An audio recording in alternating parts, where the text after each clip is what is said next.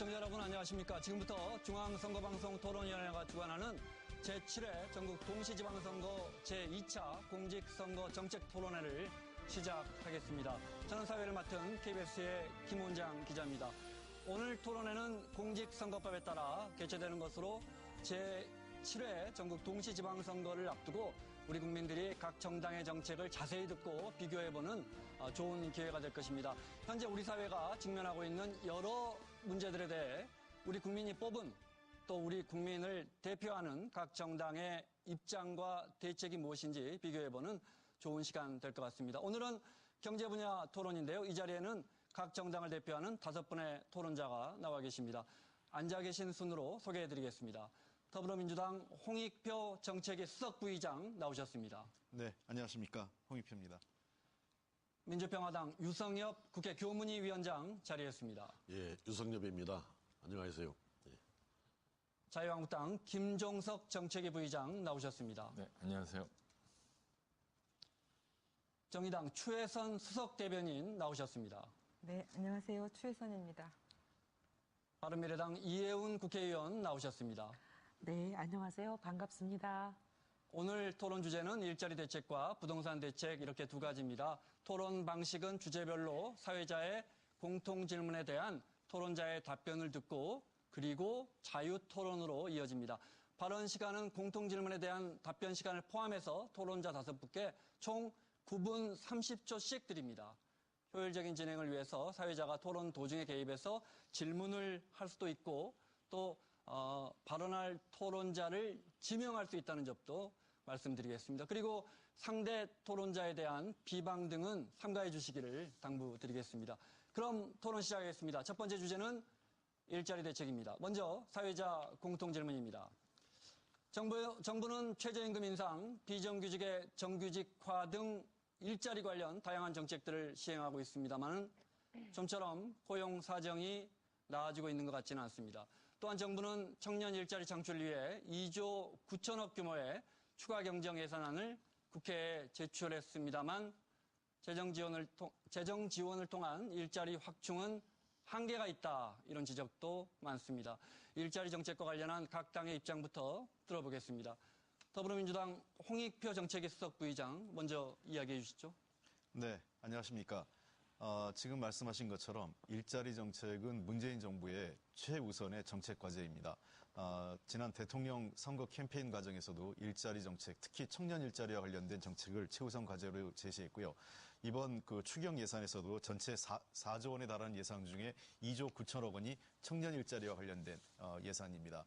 아시는 바와 같이 지금 청년 일자리는 에코 세대가 증가하면서 지난 17년부터 해서 앞으로 한 21년 정도까지 앞으로 한 3, 4년 동안은 청년 취업 인구가 급격히 늘면서 고용시장이 매우 불안정해지고 있습니다.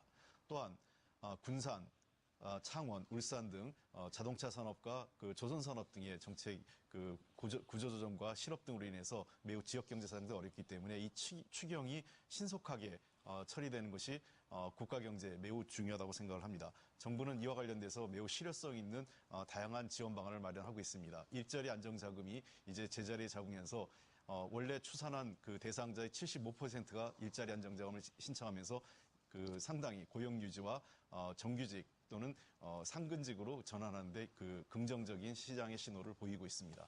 그러나 아직도 시장이 불안한 것을 감안하면 정부는 최대한으로 일자리 안정, 그다음에 그 실업 대책에 관련된 정책을 우선적으로 추진해 나가도록 하겠습니다.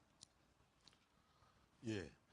문재인 정부가 그 전에 이명박 정권이나 박근혜 정권에서 벌어졌던 잘못들, 적폐들, 그 남북 문제에 있어서나 뭐 교육, 문화, 사회 이런 측면에서는 잘못을 바로잡고 적폐를 과감하게 청산해 가는 점은 아주 잘하는 일이라고 생각을 합니다만은 경제 정책에 있어서는 정반대라고 생각을 합니다. 아주 경제 정책에 있어서는 굉장히 그 우려스러운 결과들을 현재도 만들어내고 있고 앞으로 전망도 그렇다고 생각합니다. 결국 이명박 정권 때 3.2% 성장률, 박근혜 정권 4년 때 2.95% 성장률을 기록했는데 문재인 정부 들어와서도 현재 2017년도가 3.1% 정도 성장률을 기록했고 작년도에 그 일자리 예산만 추경 예산 11조 2천억을 포함해서 25조 원을 투입했음에도 불구하고 실업률이 4.5%로 17년 만에 최고치를 기록했고 청년 실업률 11.6%로 아주 심각한 상황입니다. 이것은 일자리라는 어떤 위대한 목적을 수단으로 삼아서 인위적이고 정책적으로 일자리를 만들려다 보니까 오히려 경제는 더 나빠지고 소망스러운 일자리 창출은 더 되지 않는 이런 결과를 빚은 것이기 때문에 지금이라도 그 문재인 정부에서는 일자리 문제에 있어서의 정책 기조를 과감하게 바꿔야 할 필요가 있다 이렇게 생각을 합니다. 김종서 네. 의원님. 예, 현 정부의 이 일자리 정책이라는 것은 일자리 정책으로 볼 수가 없습니다. 하는 정책마다 일자리를 만들기는커녕 일자리를 파괴하고 있습니다. 예를 들어서 최저임금을 급격히 올렸습니다. 어떻게 일자리가 만들어지나요? 줄죠. 또 근로시간을 단축했습니다. 어떻게 일자리가 늘어나나요? 또 비정규직을 강제로 정규직으로 전환합니다. 조그만 기업이라도 운영하는 사람한테 물어보십시오. 그게 일자리를 늘리는 겁니까? 줄이는 겁니까? 게다가 법인세를 올리고 또 기업 규제를 강화하고 고용 규제를 강화해서 어떻게 기업 투자를 활성화하고 고용을 늘리고 경기를 활성화할 수 있나요? 현 정부의 일자리 정책은 일자리 창출이 아니라 일자리 파괴 정책이고 친노조 정책으로 노동조합원들에게만 유리한 정책입니다. 친노조와 친노동자는 다른 것입니다. 반기업 정책과 반근로자 정책으로 어떻게 기업을 내몰고 일자리를 창출할 수 있는지 참 안타깝습니다. 일자리는 일거리가 있어야 만들어집니다. 그래서 경기를 활성화해야 됩니다. 일거리가 늘어도 기업들이 조그만 포장마차부터 큰 기업까지 일거리가 늘어도 사람 쓰는 것을 주저하면 일자리 있는 사람 근로시간만 늘어납니다. 일거리가 늘어야 되고 늘어난 일거리가 고용으로 이어지도록 고용 규제, 노동시장 개혁을 해야 합니다. 최혜선 의원님. 제가 이 방송사에 도착하기 전 비정규직 노동자의 비보를 들었습니다. 작업 중 이제 쓰러져 있는 걸 늦게 발견해서 숨졌다는 소식이었는데요. 저도 잘 알고 있는 분입니다. 이분의 명복을 빌고요. 정의당이 제안하고 있는 일자리 대책의 핵심은 세 가지입니다. 좋은 일자리 만들기, 나쁜 일자리를 좋은 일자리로 전환하기, 그리고 일자리와 소득의 양극화 해소입니다. 최저임금에 대해서는 그동안 수많은 연구와 토론 끝에 이 사회적으로 합의한 최저임금 1만 원 인상의 연차적인 인상의 흐름을 결코 되돌려서는 안 된다는 점 강조드리고요. 최저임금 인상은 463만 명 정도에 달하는 이 취약계층 노동자들의 이 생존권에 초점이 맞춰져 있기 때문에 영세 사업자들과 여기에 종사하는 노동자들을 동시에 보호할 수 있는 적극적인 조치들이 필요합니다. 이 정부가 지원하고 있는 일자리 안정자금, 이 가시적인 성과를 내고 있죠. 그러나 여전히 사각지대가 현장에서 발생하고 있어서 현장을 좀 잘 살펴야 될 것 같습니다. 또 여기에 최저임금 인상을 뒷받침해 줄 수 있는 영세 사업자들의 기초 체력을 위한 다양한 대책들도 시급하게 좀 마련돼야 됩니다. 이 조물주 위에 건물주라는 자영업자들의 탄식이 있습니다. 상가 임대료 인상률 제한, 또 임대료보다 더 많이 나가는 카드 수수료 인하, 또 프랜차이즈 본사의 갑질 문제 등을 우리 정부와 국회가 좀 빠르게 해결해 나가야 됩니다. 이를 위해서는 무엇보다도 가장 시급한 것은 우리 국회의 휴업 상태를 해결하는 겁니다. 네, 바른미래당의 이혜은입니다. 지금 문재인 정부는 일자리 정부라고 이름을 붙이고 일자리에 올인하고 있다고 하지만 방향이 잘못됐고 그다음에 일자리를 줄이는 정책과 일자리를 만들기 위해서 돈을 쏟아붓는 정책, 서로 상충되는 정책을 동시에 추진하다 보니까 오히려 고용의 여건들이 악화되고 있습니다.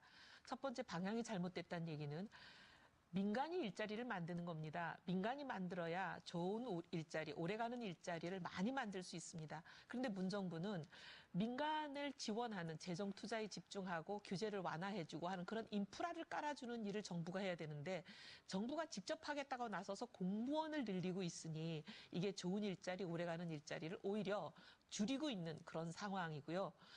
그다음에 이제 일자리를 만들겠다고 작년에 25조를 부었습니다. 올해 또 22조를 붓겠다고 합니다. 그런데 작년 25조가 다 어디로 갔는지 오히려 일자리 여건은 나빠졌어요. 왜 그러냐?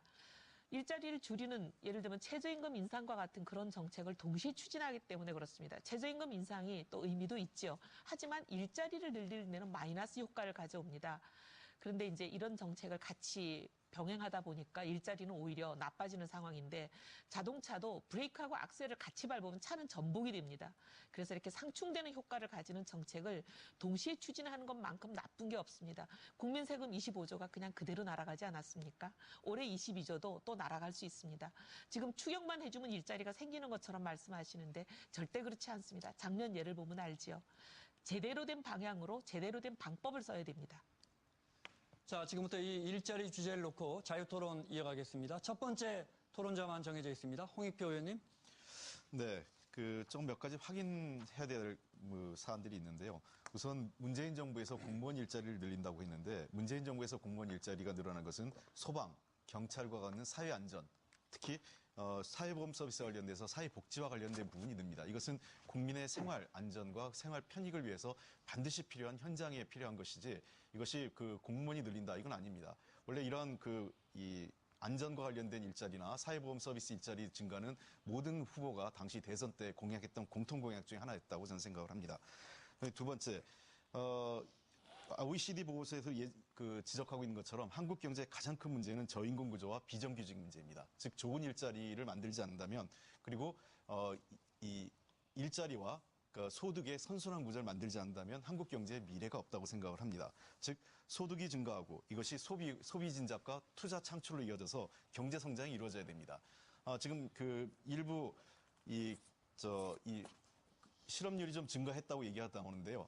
이 표에 보시는 것처럼 이 최저임금 인상과 실업률과는 전혀 상관관계가 없습니다. 최근 몇 년간의 분기별 실업률과 취업 근로자 수를 보면 아무런 변동이 없고 특히 계절적으로 이 12월부터 해서 1월, 2월까지는 어떤 현상이 벌어지냐면 계절적으로 건설 현장이 위축되면서 노동자가 좀 줄어들고요. 그다음에 또 하나는 이 취업 인구가 쏟아져 나옵니다. 대학생들이. 그러면서 상대적으로 취업 인구가 증가하게 되는 것이기 때문에 전혀 이게 최저임금과의 연관선상은 없습니다. 이미 2000년 또 2007년에 16.6%와 12.3%의 최저임금 인상이 있었지만 6개월 후와 3개월 이후에 다 원래 고용 수준을 회복했다는 것을 감안하면 최저임금과 일자리가 줄었다는 것은 전혀 상관관계가 없다고 저는 생각을 합니다. 김종석 의원님. 네. 예. 편하게 이제 손 드시는 저한테 의사 알겠습니다. 표현해 주시면 제가 편하게 발언 기회 드리겠습니다. 우선 좋은 일자리를 많이 만들자. 얼마나 아름다운 얘기입니까? 그거는 좋은 물건 싸게 사자는 거하고 똑같은 얘기예요. 말은 맞지만 참 어려운 일입니다. 그럼 우선순위가 있어야 되겠죠. 지금 좋은 일자리를 많이 만들기 이전에 일자리를 많이 만들면 일자리가 좋아집니다. 그 증거가 미국하고 일본이에요. 완전 고용 가니까 비정규직이 줄고요. 최저임금 올리지 말래도요. 기업들이 알아서 임금 올립니다. 지금 대한민국에 120만 명의 실업자가 있고 비정규직이 많은데 자꾸 좋은 일자리 얘기한다 보니까 일자리 있는 사람 보호하는 쪽으로 자꾸 가니까 정작 일자리를 만들어야 되는 기업들은 사람을 쓸 여력이 없지 않습니까? 경기가 회복이 돼도 사람을 쓰게 해줘야 되는데 사람 쓰는 것이 부담스러운 것입니다. 그리고 최저임금과 실업률이 관계가 없다고요? 지금 지난달하고 지지난달 실업 통계를 보십시오. 어디서 제일 일자리가 줄었나? 일자리가 제일 많이 줄어든 데가 바로 경비 업무, 그리고 비정규직 근로자들, 그리고 일용직 비숙련 근로자들입니다. 예상됐던 일이 벌어지고 있고요. 이제 4월, 5월 고용 통계 한번 보십시오. 제가 장담합니다. 바로 이 근로 취약계층부터 일자리가 대량으로 사라지는 현상이 나타날 겁니다. 예. 사실 지금 일자리 문제 가지고 각 당에서 입장을 발표를 했습니다마는 현재의 경제난을 초래한 것은 이명박 정권이고 박근혜 정권이었습니다. 김대중 정권 5년 동안에 5.32% 성장률을 구가했고 노무현 정권에서는 4.48%, 5%에 가까운 성장률을 구가했는데 앞에서도 말씀드린 대로 이명박 정권을 거치고 박근혜 정권을 거치면서 경제정책에 실패를 해가지고 지금 현재 3%대로 고착이 돼가고 있는 거예요. 다만 문제는 문재인 정부에서도 이명박 정권과 박근혜 정권에서 뭘 실패했는지를 지금 알려고도 하지 않고 모르고 그걸 되풀이하고 있는 겁니다. 오히려 한술 더 떠가지고 최저임금 문제라든지 이런 문제들 사실은 최저임금 이야기 많이 나왔습니다만 최저임금 부분 보면은 그 방향은 맞는 이야기입니다. 최저임금 올려야 해요. 올릴 수 있으면은. 그러나 이것은 신호 위반이고 속도 위반을 현재 하고 있다. 그래서 이 최저임금 문제만 해도 이 속도 조절을 할 필요가 있고 특히 그 산입 범위를 가지고 현재 많은 논란들을 하고 있습니다만은 우리 경제 전반에 영향을 최소화하면서 경제의 활력을 찾으면서 자연스러운 그 결과로 최저임금도 늘어나고 실업도 회복할 수 있는 이런 방향으로 가는 것이 맞다. 그런 의미에서 저는 자유한국당이나 바른미래당은 과거 정권의 경제난을 초래한 점에 대해서 왜 초래했는지에 대해서 밝히고 거기에 대해서 책임을 저는 통감하는 그 발언을 해야 한다 이렇게 생각을 합니다. 우리 홍익표 의원님께서 이제 말씀하신 걸 좀 조목조목 좀 말씀을 드리겠습니다. 공무원 일자리만 늘리는데 소방, 안전 등 꼭 필요한 것만 늘렸다 그랬는데 정부가 작년에 일자리 6만 7천 개 늘어났다고 자랑하시는 것 중에 절반 이상이 60대 임시직입니다. 이 정부가 늘린 일자리거든요. 그러니까 어떻게 보면 굉장히 세금이 사라지면 일자리도 함께 사라지는 이런 임시직을 많이 늘렸다는 말씀을 드리고 소방 안전만이 아니다. 그렇게 말씀드리고요. 그다음 두 번째, OECD 보고서에서 우리나라 노동의 가장 문제가 저임금이고 그다음에 비정규직 문제다 이렇게 얘기하셨다는데 그걸 부인하는 것이 아니라 문제는 정책의 목표를 한 군데 둬야 됩니다. 일자리를 늘리는 거면 일자리를 늘리는 거. 저임금 문제를 해결하면 저임금 문제 이렇게 해야지 저임금 문제를 해결하기 위해서 최저임금을 16.4%나 급격하게 올리면 일자리가 당연히 줄어드는데 일자리도 늘리겠다고 또 한편으로 25조씩 붙고 있으니까 두 개가 상충되는 정책을 브레이커와 악셀을 동시에 밟으면 차는 전복된다. 이 말씀을 드리는 겁니다. 그다음 세 번째, 취업자 수가 늘었다. 이거 계절적 요인이다. 이렇게 말씀하셨는데 경제통계는 그렇게 보면 안 되잖아요. 지금 제일 중요한 거는 작년 같은 달에 비해서 취업자가 얼마나 늘었느냐. 이게 제일 정확한 거 아니겠습니까? 그래야 계절적 요인도 상쇄가 되는 거니까. 근데 지금 보면 취업자 수를 보면요. 원래 30만 명 이상 정도 작년 같은 달 대비로 느는 것이 지금 쭉 이어져 오던 지금 우리 유석열 의원이 굉장히 비판하시는 이명박 박근혜 정권 때도 최소한 작년 같은 달에 비해서 취업자 수는 30만 명 이상 늘어왔어요.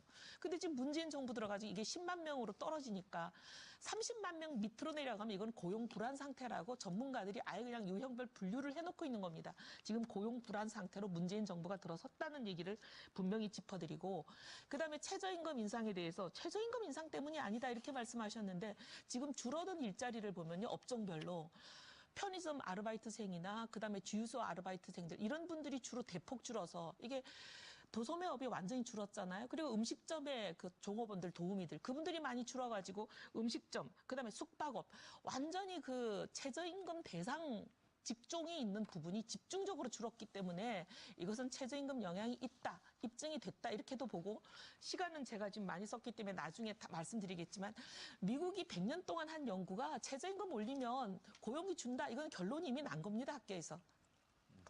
추 의원님. 네. 좋은 일자리 우선순위 이게 말씀하셔서 우리 김성석 의원님께 그럼 질문을 좀 하나 좀 드리고 싶습니다.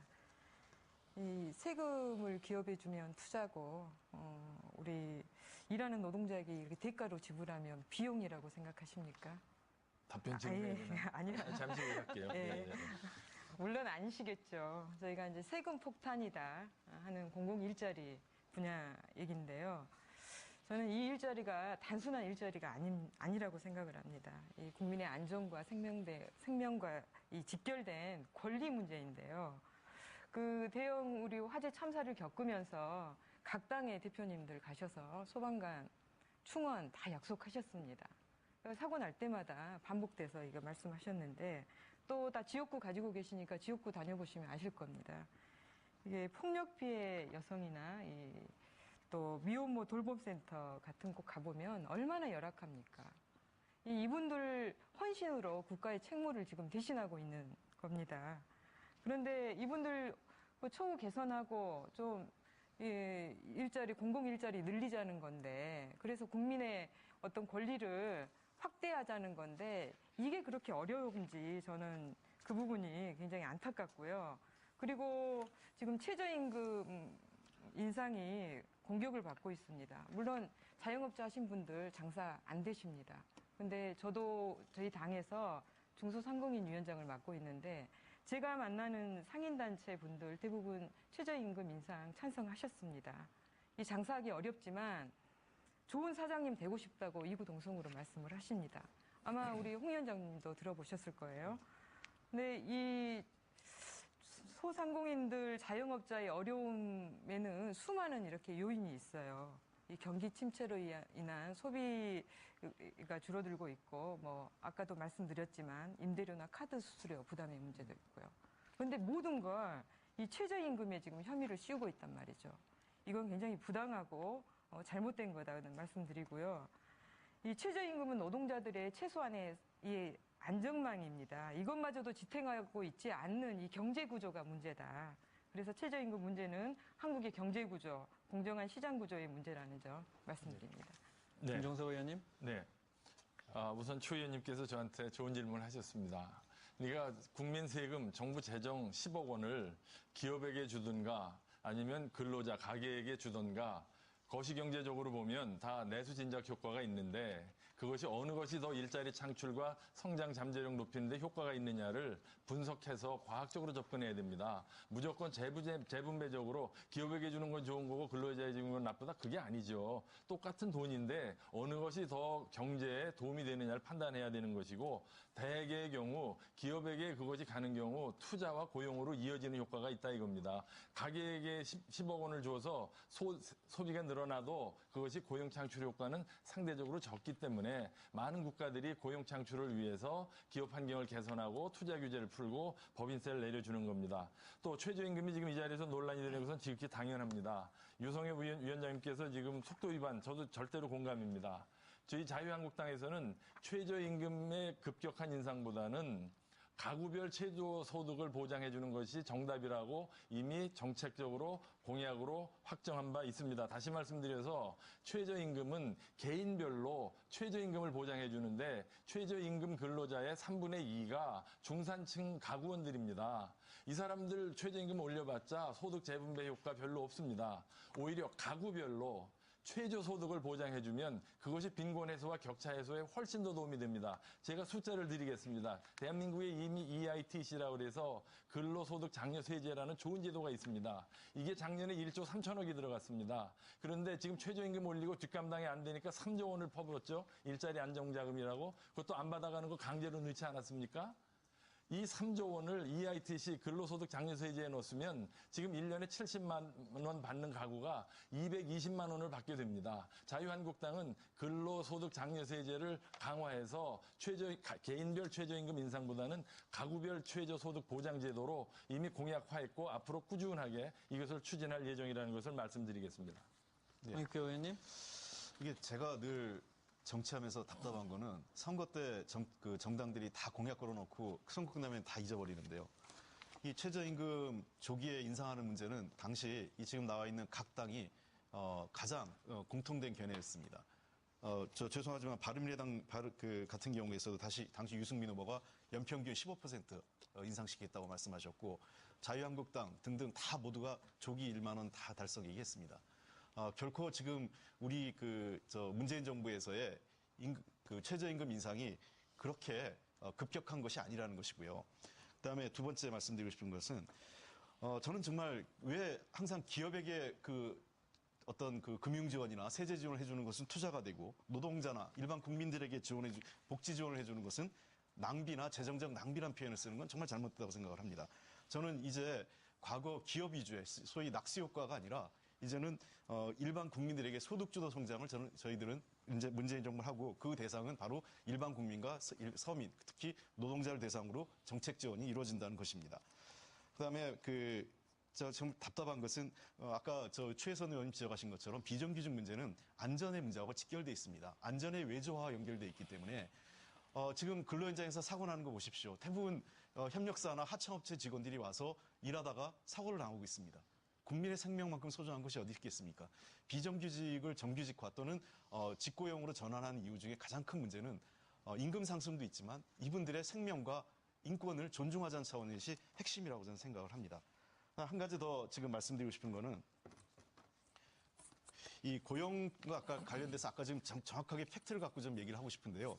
취업자 수 및 고용률을 보면 결코 지금 그렇게 줄어들고 있지 않습니다. 지금 아까 이건 제가 보여드린 거고요. 제가 지금 다시 얘기하면 특히 이렇게 실업자가 지금 최근에 증가한 것은 에코 세대가 대규모 유입되고 있기 때문에 그렇습니다. 지금 보시는 것처럼 금년도에 지금 11만 명 이상이 에코 세대가 진입하고 내년도에도 8만 명 이상 진입합니다. 이미 작년에 9만 명이 진입하면서 이 청년 실업률, 특히 25세에서 29세 사이의 에코 세대에 의한 청년 실업이 매우 급격히 증가하고 있기 때문에 이번 반드시 추경이 통과돼서 이러한 급격한 청년 취업 문제를 반드시 해결해야 된다는 것입니다. 유성애 의원님. 예, 최저임금에 대해서 대선 때 이제 각 당의 후보들이 다 약속한 것은 틀림없는 사실입니다만은 당선이 되고 나면은 이제 국정과제로 다듬는 겁니다.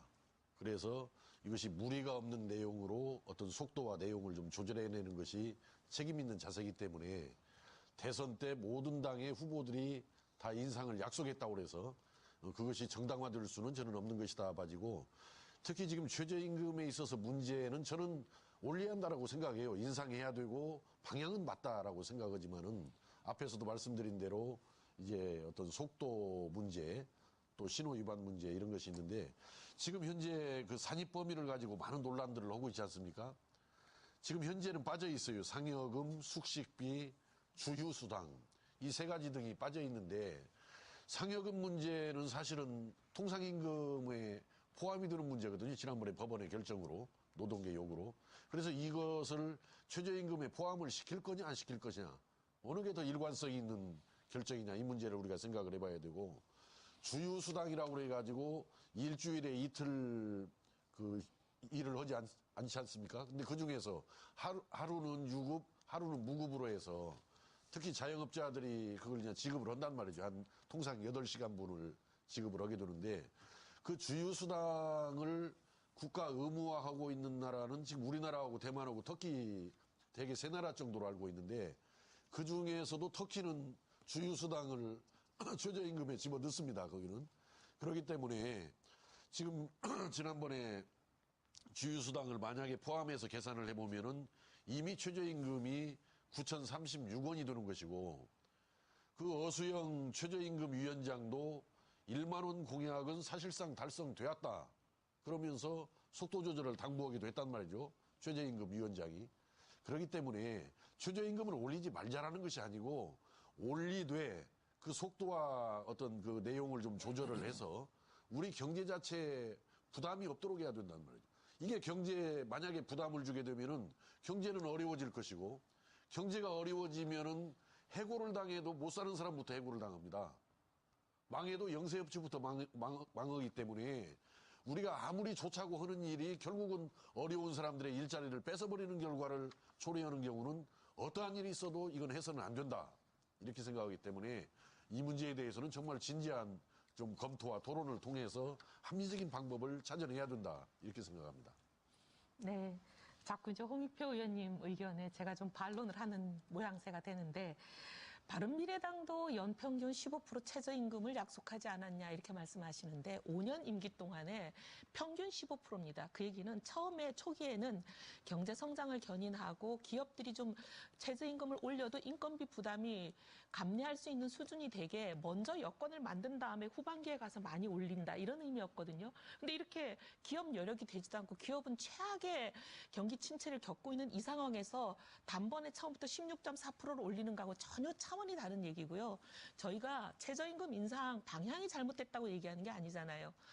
기업이 감내할 수 있는 여건을 먼저 만들어주고 그 여력이 생겼을 때 해야 기업이 근로자들, 저임 근로자들, 특히 비숙련 저임 근로자들은 이렇게 해고가 되면 갈 데가 없는데 아까 말씀드렸지 않습니까? 편의점 아르바이트, 주유소, 음식업, 도소 매업, 그다음에 경비원들. 어떻게 보면 최저임금이 가장 보호해야 될 분들이 제일 먼저 지금 일자리에서 내쫓기고 있는 이런 상황은 그렇게 좋게 만들어 드리겠다라는 의지만 갖고 되는 게 아니라 일머리가 서투르면 안 됩니다. 일머리가 유능해야 원하는 목표를 이룰 수 있다 이런 말씀을 드리고 일본과 비교하면 굉장히 이게 쉽게 나옵니다. 일본은 지금 완전 고용을 달성하고 있잖아요. 이 교과서에나 볼 수 있고 현실 세계는 없다고 그러던 완전 고용을 지금 일본이 전 세계 유례가 없게 달성하고 있어요. 근데 일본은 그럼 어쩌면 잃어버린 20년에서 어떻게 이렇게 왔냐? 그거는 최저임금을 인상할 때도 급격하게 한 번에 하지 않았습니다. 아베노믹스로 기업의 여력을 만들어주고 기업이 감내할 수 있는 수준이 됐을 때 연 3%를 올린다든지 이렇게 단계적으로 현실에 맞게 갔거든요. 그리고 지금 이제 우리나라처럼 이렇게 급격하게 올린 사례는 딱 하나 알고 있습니다. 미국의 시애틀의 경우. 시애틀이 3년간 16%, 18%, 15% 올렸는데 결과는 뭐 전 세계 이미 다 공인이 됐잖아요. 일자리가 오히려 이 저임 근로자들 일자리가 7%나 줄었고 오히려 그 사람들 월급이 월 15만 원이나 줄었다는 거는 이미 다 알려진 상황입니다. 그렇기 때문에 이렇게 최저임금을 올린다는 게 중요한 게 아니라 그분들의 일자리가 없어지지 않도록 단계적으로 상황을 봐가면서 올리는 게 중요하다 그렇게 말씀을 드리고 그다음에 이제 고용 사정이 악화된 게 아니다 자꾸 우리 홍익표 의원님 그렇게 말씀을 하시는데 전혀 그렇지 않습니다. 중요한 거는 작년 같은 달에 비해서 올해 일자리가 늘었냐 줄었냐 그리고 늘었다면 몇 개가 늘었냐 이게 중요한 거지 지금 이렇게 자꾸 이제 추세를 보여주면서 지난달에 비해서 늘었다 줄었다 그게 의미가 없고 그건 말씀하신 대로 계절적 요인이 있기 때문에 그거는 아무 의미가 없고요. 제일 중요한 거는 작년 같은 달에 비해서 늘었냐 줄었냐인데 이미 말씀드린 대로 이건 고용 불안 수준 이하로 떨어졌다는 거고 지금 보면 실업자 수가 20년 만에 최대예요. 아까 유승엽 의원님 자꾸만 이명박 박근혜 정부 얘기하시는데 20년 동안 그 정부보다 지금 더 실업자가 많은 게 이게 문제고 그다음에 고용의 질도 악화됐습니다. 장기 백수 6개월 이상 직장에 없는 장기 백수가 18년 만에 최대 숫자예요. 이런 부분들. 그다음에 구직을 단념하는 사람이 이런 식으로 통계를 집계한 이후로 지금 최대 수준입니다. 이거는 고용의 사정이 좋아졌다 이렇게 절대 말할 수 없습니다. 굉장히 악화됐다는 거를 말씀드리는 지표고 제 지표가 맞다고 하는 거는 우리 지금 방송을 보시는 많은 일자리를 원하시는 국민들이 가슴으로 느끼실 겁니다. 최혜선 의원님. 네. 말씀하신 것처럼 문제점에 대한 인식은 뭐 높고 낮음이 조금 차이는 있지만 같을 겁니다. 같은 수준일 건데 대안이 나와야 되지 않겠습니까? 대안의 부분에서 좀 말씀을 해주셨으면 좋겠고요. 저는 홍익표 의원님께 청년 의무 할당제 좀 좀 질문을 좀 드리겠습니다. 이번 추경도 청년 일자리 추경이지 않습니까? 그런데 지금 이제 청년 실업률 에코세대 유입으로 역대 최대라고 이렇게 말씀을 하셨는데요. 저희 정의당은 청년 실업 대책으로 공공기관과 300인 이상 민간 이 사업장에 청년 의무 고용 할당률을 3%에서 5%로 높여 이렇게 적용하자고 주장해왔고 그런 입장입니다. 그런데 지난 대선 때도 민주당의 공약도 같았죠. 근데 작년 10월 정부가 발표한 일자리 정책 5년 로드맵에 보니까 좀 이 민간 기업 적용이 빠져 있고요. 올해 3월 발표한 청년 일자리 대책에도 공공기관 5% 할당이 빠져 있습니다. 이 청년 의무 고용 할당 확대를 포기하신 겁니까? 먼저 홍 의원님 답변 듣고 할까요? 네, 김 의원님 먼저. 네. 지금 쭉 여러분 말씀하신 내용 중에 몇 가지 우선 그 최저임금 인상을 자유한국당도 지난 대선 때 공약을 했었습니다. 저희가 정책 담당자들이 분석을 해보니까 과거에 5 내지 7%씩 올라갔는데 5년 임기 중 7%씩 올리면 임기 말에 자연스럽게 10,000원이 된다는 그 숫자가 나와서 공약을 한 것이고 아까도 말씀드렸지만 다시 한번 부연 설명드리겠습니다. 지금 격차 해소와 빈곤 해소 그리고 최저임금 급격한 인상에 따른 고용 감소를 극복하는 최선의 대안이 그 가구별 최저소득 보장제입니다. 지금 저희는 이미 공약을 통해서 공개했습니다. 가구별 소득이 일을 했는데도 근로소득이 3,600만 원이 안 되면 그 차액을 국가가 일정 부분 보조해 주겠다는 것입니다. 지금 그 제도가 1조 2천억밖에 안 돼요. 근데 최저임금 올려놓고 3조를 털어놓는 정부입니다. 제가 대정부 질문에서도 얘기했어요. 그 3조 원을 여기다 털어넣었으면은 최근에 한국경제연구원에서 연구 결과가 나왔죠. 10년 동안에 30만 명의 일자리가 생긴다는 연구 결과조차 있습니다. 왜 자꾸 기업 부담으로 최저임금 올려서 선심 행정을 합니까? 차라리 그 세금을 일해도 소득이 부족한 빈곤 가구한테 주는 것이 더 정의롭다고 생각을 합니다. 그리고 자유한국당이 복지를 등한히 하는 게 아닙니다. 지금 대한민국의 복지 시스템을 보세요. 지금 무상복지다 보편복지다 해가지고 먹고 살 만한 사람들까지 다 돈 쥐어주는 거 아닙니까? 그러면 어떻게 재정의 소득 재분배 효과가 나옵니까? 오히려 역재분이죠. 오히려 자유한국당은 일관되게 격차 해소보다 빈곤 해소가 우선이다. 어려운 사람부터 도와야 된다. 우리 빈곤의 사각지대부터 도와야 된다. 자살하는 사람 없어야 된다. 돈이 없어서 병원 못 가는 사람 없어야 된다. 이게 자유한국당, 보수 자유한국당의 일관된 정책입니다. 결코 우리가 복지를 등한하는 게 아닙니다. 좌파 진보에서 얘기하는 재분배 얘기가 아니고 우리는 빈곤 해소가 우선이다. 그리고 일자리만큼 복지가 어디 있습니까? 고용 창출을 위해서 기업하기 좋게 하고 규제를 풀어주고 투자 활성화하는 게 이게 복지고 이것이 바로 진정한 의미의 일자리 창출이라고 우리는 믿기 때문에 이런 얘기를 하는 겁니다. 네. 홍 의원님 말씀 먼저 듣겠습니다. 네, 우선 최선 의원님 질문하신 건데 어쨌든 청년 의무 고용 할당제에서 공공기관의 5%는 저희들도 매우 긍정적으로 검토하고요. 조만간 확정 발표하겠습니다. 저도 사실은 개인적으로 일단 민간 기업까지는 몰라도 공공기관에 대해서 5%를 해야 한다고 생각을 하고 있고요. 그다음에 김종석 의원님 말씀하신 것 중에서 저는 복지 문제에 대해서도 자유한국당이 보수로서 함께 하시다니까 정말 좋은데요. EITC 사업하고 저희가 두리누리 사업까지도 있습니다. 잘 아시는 것처럼. 두리누리 지원 사업이라 가지고 이것은 일정 금액, 지금 원래 2017년 같은 경우에 140만 원 미만이 대상자인데 이것을 높였어요. 그래서 190만 원 미만 대상자까지 저희가 높였습니다. 비율을요. 그리고 이 5인 미만 같은 경우에는 5인 미만 사업장은 90%까지 지원을 해주고 5에서 10명 미만은 80%, 그다음에 그 위에는 60%로 기존하고 동일하게 진행되고 있기 때문에 이런 두리누리 사업이라든지 EITC 사업 등등을 통해서 저희가 대폭 지원을 하고 있다라는 말씀을 드리고 싶습니다. 네. 자, 유성엽 의원님. 아까 우리 이혜원 의원님께서도 이명박 정권, 박근혜 정권에서는 그래도 좀 괜찮았다 하면서 지금 문재인 정부를 비난을 합니다만은 제가 볼 때는 이명박 정권, 박근혜 정권에서도 인위적이고 정책적인 일자리 창출 정책을 집요하게 추진을 했어요. 그러한 잘못된 정책으로 경기 부진을 초래해서 결국은 아까도 말씀드린 대로 3%대 초반까지 경제를 끌어내렸단 말이에요. 성장률. 그런데 다만 문재인 정부에서 이것을 잘못을 인식을 하지 못하고 바로잡지를 못하고 이걸 되풀이한 데다가 거기다 가장 치명적인 것은 공공 부분에 81만 개 일자리를 만들겠다. 그리스 사태를 한번 보시기 바랍니다. 그리스가 얼마나 관광 여건 등 여건이 좋은 그런 나라입니까? 그런데 그리스 같은데 좋은 일자리 만들겠다라고 재정을 가지고 공무원들을 일자리 늘렸단 말이에요. 공무원들을 늘렸는데 현재 그리스 같은 게 보면은 공무원들 봉급 주느라고 연금 지급하느라고 재정의 50%를 쓸 정도란 말이죠. 재정위기가 발생해요. 재정위기가 발생하니까 경제난이 심화가 되는 이런 결과가 왔는데 아까 이제 홍익표 의원님 민주당에서 소방이라든지 사회복지라든지 필요한 현장 인력을 쓰는 거다라고 이렇게 말씀을 하셨는데 그렇다면 기존의 전체 공무원 중에서 과감하게 내부 조정을 통해서 불효불급한 데는 줄이고 필요한 사회복지 분야나 소방이나 현장으로 인력을 돌리는 이런 노력을 해야지 절대 현장에서 필요한 부분에 인력을 늘리기 때문에 이건 어쩔 수 없다. 이건 정당화될 수 없는 겁니다. 그래서 어떻든 세금을 가지고 공무원을 늘려서 편하게 일자리를 만들려는 정책은 정말 경제를 더 어렵게 해서 우리 경제를 심화시키고 실업률을 높일 수밖에 없다. 이건 당장에 취소를 해야 됩니다. 최선 의원님 시간이 제일 많이 남으셨어요. 네네. 네. 시간이 많이 남았으니까요. 가장 심각한 비정규직 문제에 대해서 확실한 해법을 5가지 저희가 제시를 하겠습니다.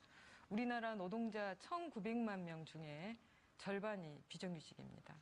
수치로는 3분의 1로 나오고 있는데요. 여기에는 하청업자 노동자가 포함이 안 된 수치입니다. 하청업자 노동자는 지금 노동자로 인정을 못 받고 있다는 증거가 되는데요. 정의당의 비정규직 대책 명확합니다. 첫 번째, 비정규직 사용 사유를 강력하게 제한해야 합니다. 상시 지속 업무는 당연히 정규직으로 고용해야 되고요. 이 출산, 육아, 질병, 부상 대체 업무나 계절 사업 업무, 기간을 정한 사업과 같은 명확한 비정규직 업무를 인정할 수 있는 것만 비정규 노동자를 채용하면 됩니다. 두 번째, 동일가치 노동, 동일임금 원칙을 채택해야 됩니다. 지금 자유한국당에서 이것을 마르크스주의나 사회주의 이념에 기초하고 있다고 공격하고 있는데요. 과거에 공약을 낸 바가 있습니다. 계속 주장을 하신다면 자기 부정이 될 텐데요. 이 동일가치 노동과 동일임금 개념은 이 고종 경제학자들이 내세운 것이고 또 자유주의 사상가들이 주창했습니다. 자유주의를 옹호하는 자유한국당에서 이 사상적 선배들을 지침을 잘 따라주시길 부탁드리겠습니다. 셋째, 파견 노동은 단계적으로 폐지해야 됩니다. 이 파견법을 폐지하고 불법 파견 용역 실태를 조사하고 이를 금지할 수 있도록 강력한 조치를 취해야 하고요. 넷째, 간접 고용에 대한 원청의 사용자성과 노동자성을 인정해야 합니다. 이 간접 고용 노조에 대한 교섭권을 반드시 빨리 좀 부여해야 되겠습니다. 다섯 번째, 특수고용직 노동자성을 인정해야 됩니다. 이 노동기본권을 보장하고 산재법과 사회보험을 적용해야 합니다. 지금 덤프트럭, 학습지 교사 등 특수고용직도 노동자입니다. 이 회사를 위해 노무를 제공하고 있고요. 이로부터 대가를 받는 노동자이기 때문에 예의 없이 기본권이 보장돼야 합니다. 이 5가지만 해결이 되면 비정규직 문제 해결할 수 있습니다. 이용 의원님. 아까 이제 뭐 대책을 좀 얘기를 해라 그런 말씀을 하셨는데요. 저는 모두 발언에서 이미 대책을 좀 말씀드렸습니다. 민간이 일자리를 만드는 거고 민간이 만들어야 더 좋은 일자리, 더 오래가는 일자리를 더 많이 만든다 그랬는데 지금 우리 정부가 해야 될 일은 이런 민간 중심의 일자리를 만들어내는 생태계가 안착이 될 수 있도록 고용의 인프라도 만들어주고 그다음 일자리 만드는데 방해가 되는 여러 가지 불필요하고 불합리한 규제들은 없애주는 규제 개혁을 해야 됩니다. 예를 들면 마크롱 같은 경우에는 보면 4차 산업혁명에 대비해서 인공지능 AI 그리고 정부 데이터를 아예 공개를 해가지고 2조 원 정도를 투입하겠다 했더니 지금 전 세계 마이크로소프트, 구글, 페이스북, 그다음에 또 IBM 온갖 이 인공지능과 4차 산업혁명의 선두주자들이 완전히 지금 불란서로 몰려가고 있지 않습니까?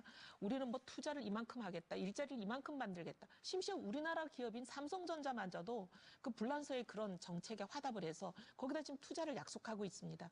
이런 상황인데 규제를 풀면은 얼마나 좋은 일이 생기는지. 예를 들면 저가 항공에 대해서 문턱을 낮췄더니 당장 일자리가 13,000개가 생기지 않았습니까? 그리고 우리나라 화장품 업계도 이것도 규제를 조금 바꿨더니 일자리가 그냥 단순에 2.3배가 늘었습니다. 이렇게 규제를, 불필요한 규제를 없애주는 게 일자리 창출의 가장 왕도지요.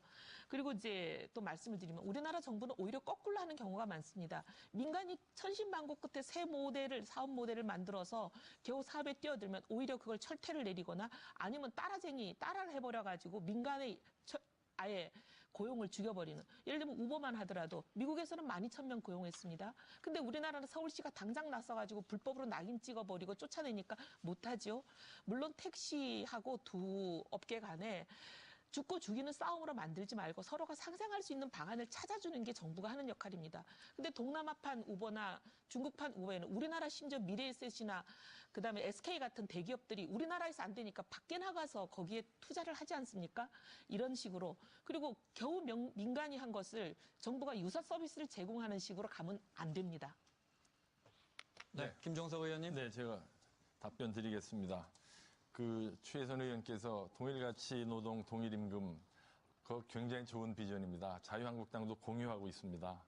그러나 선진 외국도 심지어 헌법에 이 규정을 갖고 있는 나라조차도 이것을 제도화하는 데는 많은 고민과 어려움이 있습니다. 예를 들겠습니다. 지금 대한민국 국회의원 300명이 똑같은 노동을 합니다. 동일가치 노동인가요? 제가 볼 때는 우리 300명 의원 중에 세비가 아까운 분도 있고 세비를 더 드려야 되는 분들도 있습니다. 그러니까 동일가치 노동이라고 해서 동일임금을 준다는 건 좋은 이상에도 불구하고 그것이 현실화되는 과정에서는 적잖은 난관이 있다는 점을 제가 국회의원 회비를 통해서 말씀을 드렸고요. 지금 자유한국당이 이 추경에 대해서 굉장히 우려하고 있습니다.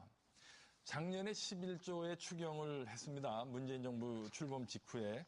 그때도 이 최저임금 인상에 따른 기업 부담 완화를 위해서 4조 원 정도의 예산을 할당해가지고 했는데 이것이 전형적인 탁상 행정임이 밝혀지지 않았습니까? 현장에서 고용주나 근로자나 원치를 않는 거예요. 그거를 3조 원을 갖다 넣어놓고 강제로 소화시키려 하니까 요즘 뭐 조금 수용률이 높아졌다고 하지만 노동부 공무원들, 공단 공무원들 다 나가가지고 무슨 약 팔듯이 하고 다닌 거 아닙니까?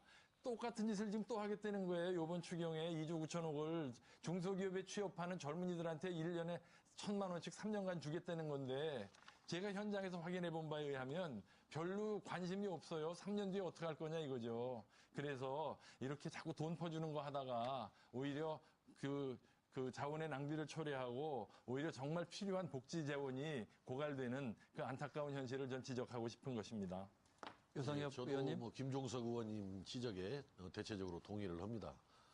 이번 2조 9천억 추경 문제는 앞에서도 말씀드린 대로 대표적으로 이것이 목적을 수단으로 삼는 이런 추경이기 때문에 반드시 재고가 돼야 된다 이렇게 생각하고, 지금 현재 앞에서도 말씀드린 대로 금년도 2017년도 작년도 3.1% 성장을 구가해서 박근혜 정권 2.95%보다 한 0.15% 더 성장을 했단 말이죠. 근데 더 성장을 했는데 왜 실업은 최악의 상태로 치달았는가? 이걸 보면은 이렇습니다. 2017년도 1, 4분기 때 성장률이 1.0%, 2, 4분기 0.6%, 3, 4분기 1.4%, 4, 4분기 마이너스 0.2%, 그리고 이제 금년 1, 4분기가 지금 1.1%인데 경제가 말이죠. 이게 지속적이고 안정적으로 성장을 해가야 기업 입장에서는 고용과 투자를 할 수 있는 것인데 경기가 들쑥날쑥 하니까 이 고용을 잘 못 오는 거예요. 이 불안하게 이 경기가 진행이 되면은. 그래서 무엇보다도 우리가 일자리를 만들기 위해서는 앞에서도 말씀드린 대로 대폭적인 규제 완화 등을 통해서 기업이 투자를 할 수 있도록 또 고용을 창출할 수 있도록 해나가되, 더 중요한 것은 이 경기를 지속적이고 안정적으로 갈 수 있도록 경기 관리를 아주 과학적이고 치밀하게 해내야 된다. 그러지 않으면은 성장률이 비록 좀 올라갔다 하더라도 오히려 실업률은 더 올라가는 이런 결과를 초래되기 때문에 이 경기 관리에 있어서 철저를 기해야 됩니다. 경기 관리. 네. 네. 홍익표 의원님.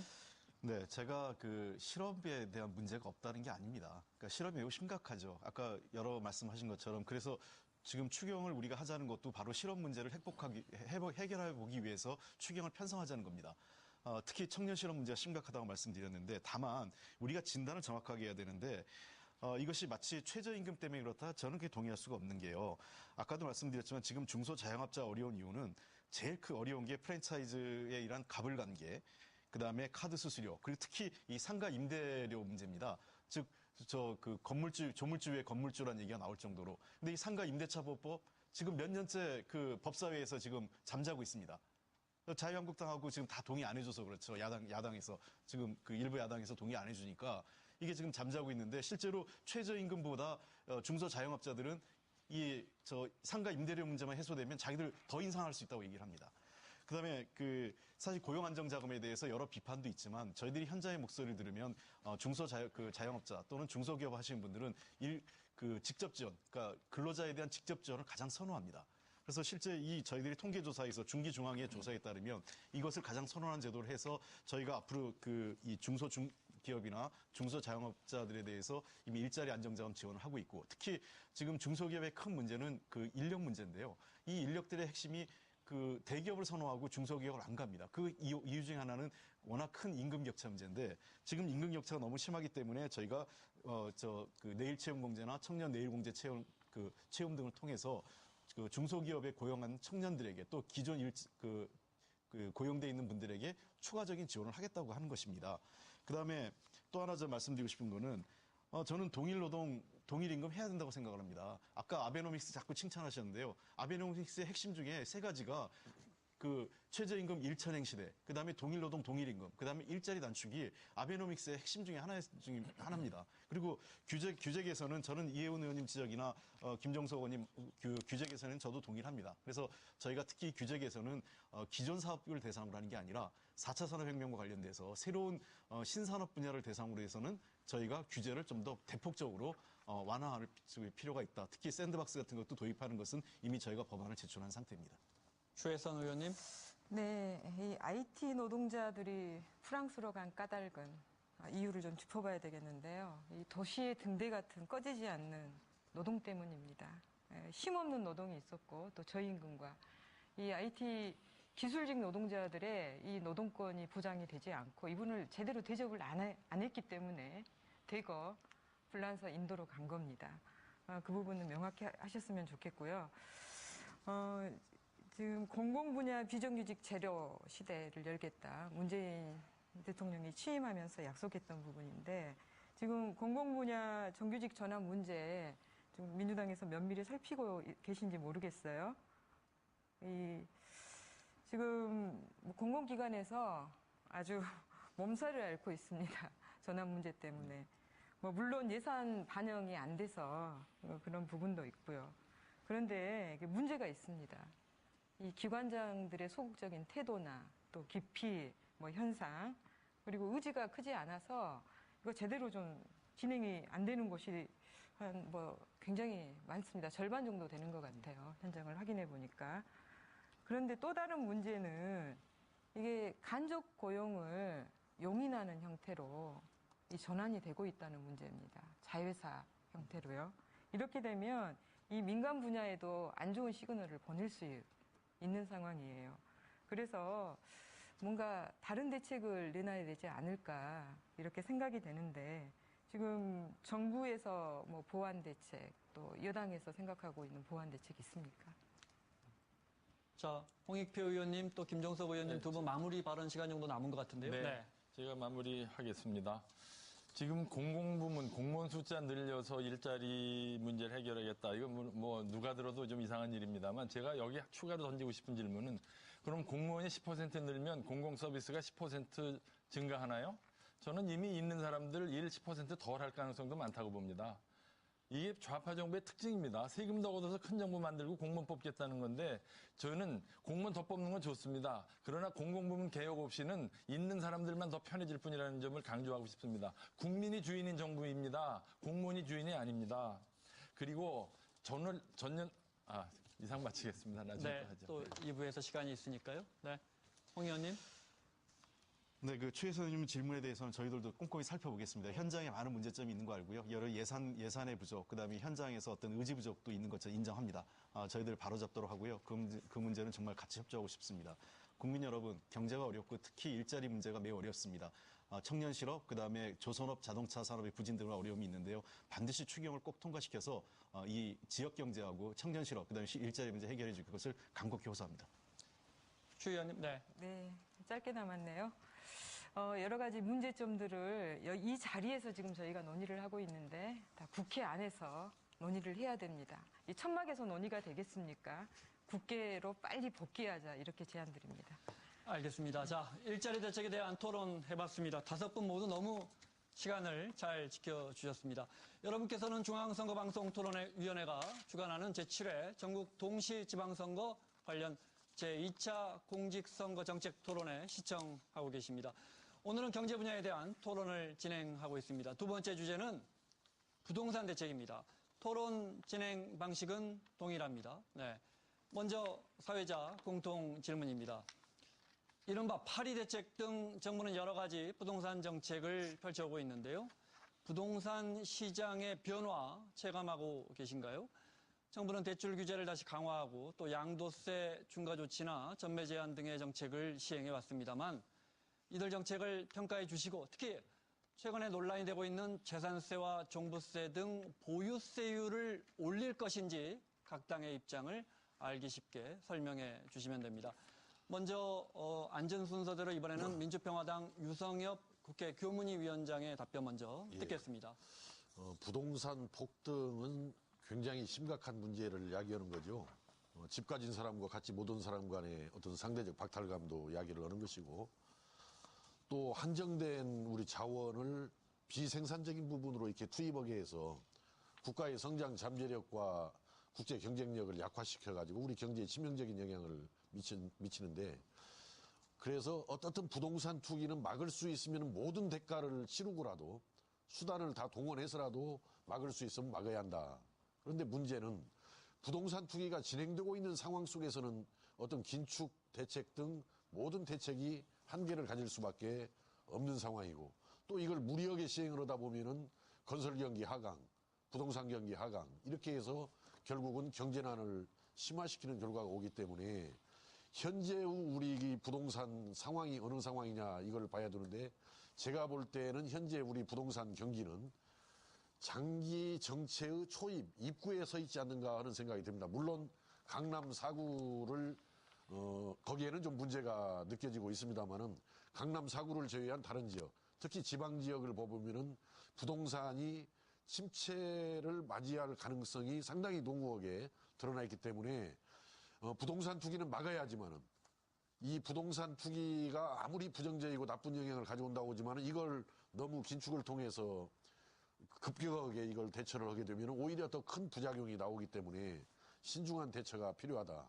저는 뭐 정부가 지금 현재까지는 그 부동산 문제에 대해서 대체로 잘 접근을 해오고 있는데 가계대출 규제 같은 것을 너무 심하게 하는 경우는 수요 부족을 야기해서 경기 침체를 야기할 우려가 있기 때문에 좀 신중한 검토가 필요하다 이렇게 생각합니다. 자유한국당 김종서 의원님. 네. 현 정부의 부동산 정책은 노무현 정부 시즌2입니다. 현 정부가 작년 5월에 취임했습니다. 그런데 아무 이유가 없었습니다. 아무 이유 없이 강남 부동산 가격이 들썩거렸습니다. 취임 직후에. 이거는 노무현 정부의 실패한 부동산 정책의 학습 효과, 강남 프로들의 학습 효과라고 저는 생각을 합니다. 아니나 다를까 노무현 정부의 실패한 부동산 정책, 예를 들면 투기 과열지구 확대, 버블7 기억하시죠? 금융규제 강화, 다주택자 양도세 인상, 분양권 전매 제한, 분양가 상한제, 초과이익 환수제, 보유세 인상 시도, 결국 노무현 정부 때 다 해본 거를 그대로 시즌2 반복하고 있습니다. 결과가 기억하시죠? 결국 집값, 강남 집값 폭등과 전월세 가격 폭등으로 나타났습니다. 김수현 수석 비서관도 그거 본인 저서에서 실패를 인정했습니다. 그런데 이후에 아무런 반성이나 진화나 변화 없이 그냥 강도만 높여서 이 실패한 정책을 다시 반복하고 있습니다. 보유세, 종부세, 재산세 이것들은 법 제도상 전국의 부도가 됩니다. 그래서 강남과 수도권의 집값 잡자고 지방 부동산 보유자들에게까지 부담을 지우는 아주 공정하지 못한 세제이기 때문에 이거는 오히려 투기 지역의 가격은 불변인데 지방의 부동산 가격 하락을 초래할 우려가 있기 때문에 오히려 보유세, 지금 우리나라의 이 부동산 관련 세제는 보십시오. 사지도 마라, 갖고 있지도 마라, 팔지도 마라. 이거 도대체 어떻게 하란 말입니까? 보유세 올리면 쉽고 사고 팔게 해주던가 이렇게 세제가 좀 정합성이 있어야 되는데 무조건 때려잡는 세금 제도로 갖고는 부동산 투기는커녕 오히려 더 악화시킬 것이라는 점을 말씀드리고요. 이거 결론적으로 현 정부 출범하자마자 지금 국토부 장관이 부동산 가격 폭등은 투기꾼 때문이다. 이들과의 전쟁을 선포했습니다. 잘못된 진단입니다. 잘못된 진단으로 잘못된 처방을 내놓으니까 실패하는 겁니다. 배가 고프다는데 배 아픈 사람 처방을 내놓으니까 실패하는 겁니다. 정의당 추혜선 의원님. 네, 당신 집은 어느 은행 소유입니까? 직장인들이 이렇게 흔하게 주고받는 농담입니다. 거대한 가계부채 위에 우리 서민들은 주택 소유자가 지금 돼 있습니다. 언제 터질지 모를 거라는 거 모두 알고 계실 겁니다. 이 평생을 일해가며 아껴 모아도 오롯한 내 집 한 채 사기 어렵습니다. 이제 근본적으로 바꿔야 합니다. 우리의 부동산을 투기 공간이 아닌 따뜻한 삶의 공간으로 바꾸자고 제안을 드립니다. 이를 위해서 정의당은 이 너무 낮게 책정돼 있는 보유세를 현실에 맞게 상향 조정해서 늘어나는 세금을 이 주거 안정에 쓰고요. 서민들의 또 주거 안정을 위해서 반값 장기 공공임대주택을 대폭 늘리고 또 지역별 공정 임대료제를 도입해서 세입자를 보호하자는 제안을 드립니다. 또 이와 함께 올 1월부터 적용되고 있는 재건축 초과이익 환수제가 있죠. 이것은 어떠한 저항이 있더라도 정부가 후퇴하는 일이 있어서는 안 된다는 점 밝힙니다. 재건축을 통한 발생 이익은 아파트 소유자의 것이 아닙니다. 아파트 주변의 도로, 상하수도, 학교, 전기, 공원 등은 이 세금이 투입돼 만든 사회적 자원입니다. 이것이 아파트 가격에 반영된 것이죠. 모두가 잘 사는 나라를 위한 첫 번째 평등의 사다리가 재건축 초과 이익 환수제라는 점 다 같이 공감했으면 좋겠습니다. 바른미래당 이혜훈 의원님. 이번 문정부는 부동산 대책을 투기 수요를 억제하고 재건축을 봉쇄한다. 여기에 중점을 두고 있는 것 같습니다. 인식 자체가 특정 지역에 투기 수요가 몰렸고 그 투기 수요 때문에 그 지역의 집값이 오르니 나중에 그 집값은 주변 지역까지 다 이렇게 영향을 미쳐서 전국의 집값을 끌어올린다. 이런 인식을 갖고 이런 대책을 마련한 것 같습니다. 그런데 대책을 보면은 오히려 그 지역 수요가 투기 수요만 있다고 생각을 하니까 실수요를 감안을 안 해가지고 실수요를 오히려 그 지역으로 몰리게 하는 정책을 같이 병행하고 있습니다. 그리고 그 지역의 공급을 아예 제한해버려서 공급을 틀어막아버려서 오히려 그 지역의 집값을 올리는 정책들을 하고 있어요. 예를 들면 자사고 폐지. 강남의 파라군 때문에 강남에 사실 어떻게 보면 실수요가 몰리는 부분이 있는데 이건 투기 수요와는 다른 수요입니다. 그런데 자사고 폐지와 동시에 추진을 하니까 오히려 강남의 수요는 몰리게 하죠. 그리고 강남의 재건축 절대 안 되겠다 이렇게 나오니까 오히려 공급은 위축이 되어서 수요는 올라가고 공급은 떨어지면 이건 집값은 당연히 오를 수밖에 없습니다. 그래서 지난번 문재인 정부가 들어와서 대책을 그렇게 대여섯 번이나 내놓고 났는데도 강남의 주요 단지 아파트 값이 한 달에 1억씩 오르는 이런 기현상을 보이지 않았습니까? 그러니까 이게 아무리 그 시장을 정부가 이기려고 해도 시장은 정부가 절대 못 이긴다는 건 노무현 정부가 준 교훈입니다. 이것을 정확하게 알아야 되고 정답은 뭐냐? 그러면 그 지역으로 몰리는 수요를 다른 지역으로 가도록 분산시켜줘야 됩니다.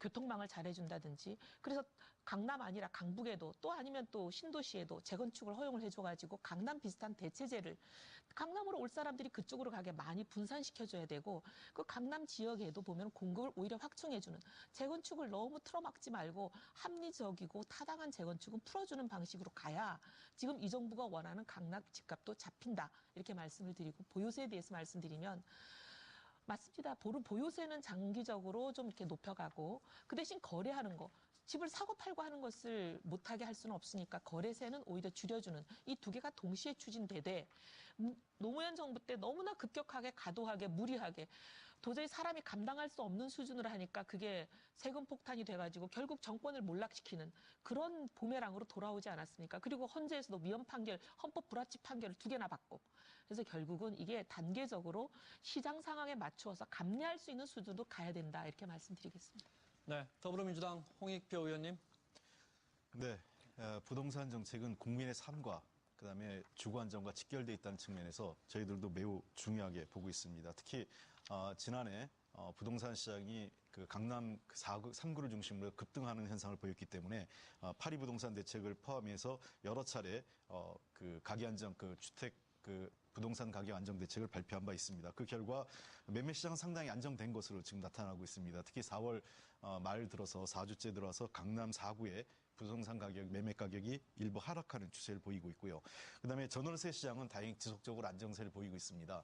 아까 그 이혜훈 의원이 지적하신 교육 문제가 있는데 사실은 이 파락군 문제는 그러니까 그 징후가 나타날 때에는 이 전월세 시장이 먼저 요동을 치는데 지난 하반기 이후에 다행히도 강남 그 4구는 물론이고 서울시 또는 대부분의 지역에서 이 전월세 시장은 상당 부분 안정세를 보이고 있다고 생각을 합니다.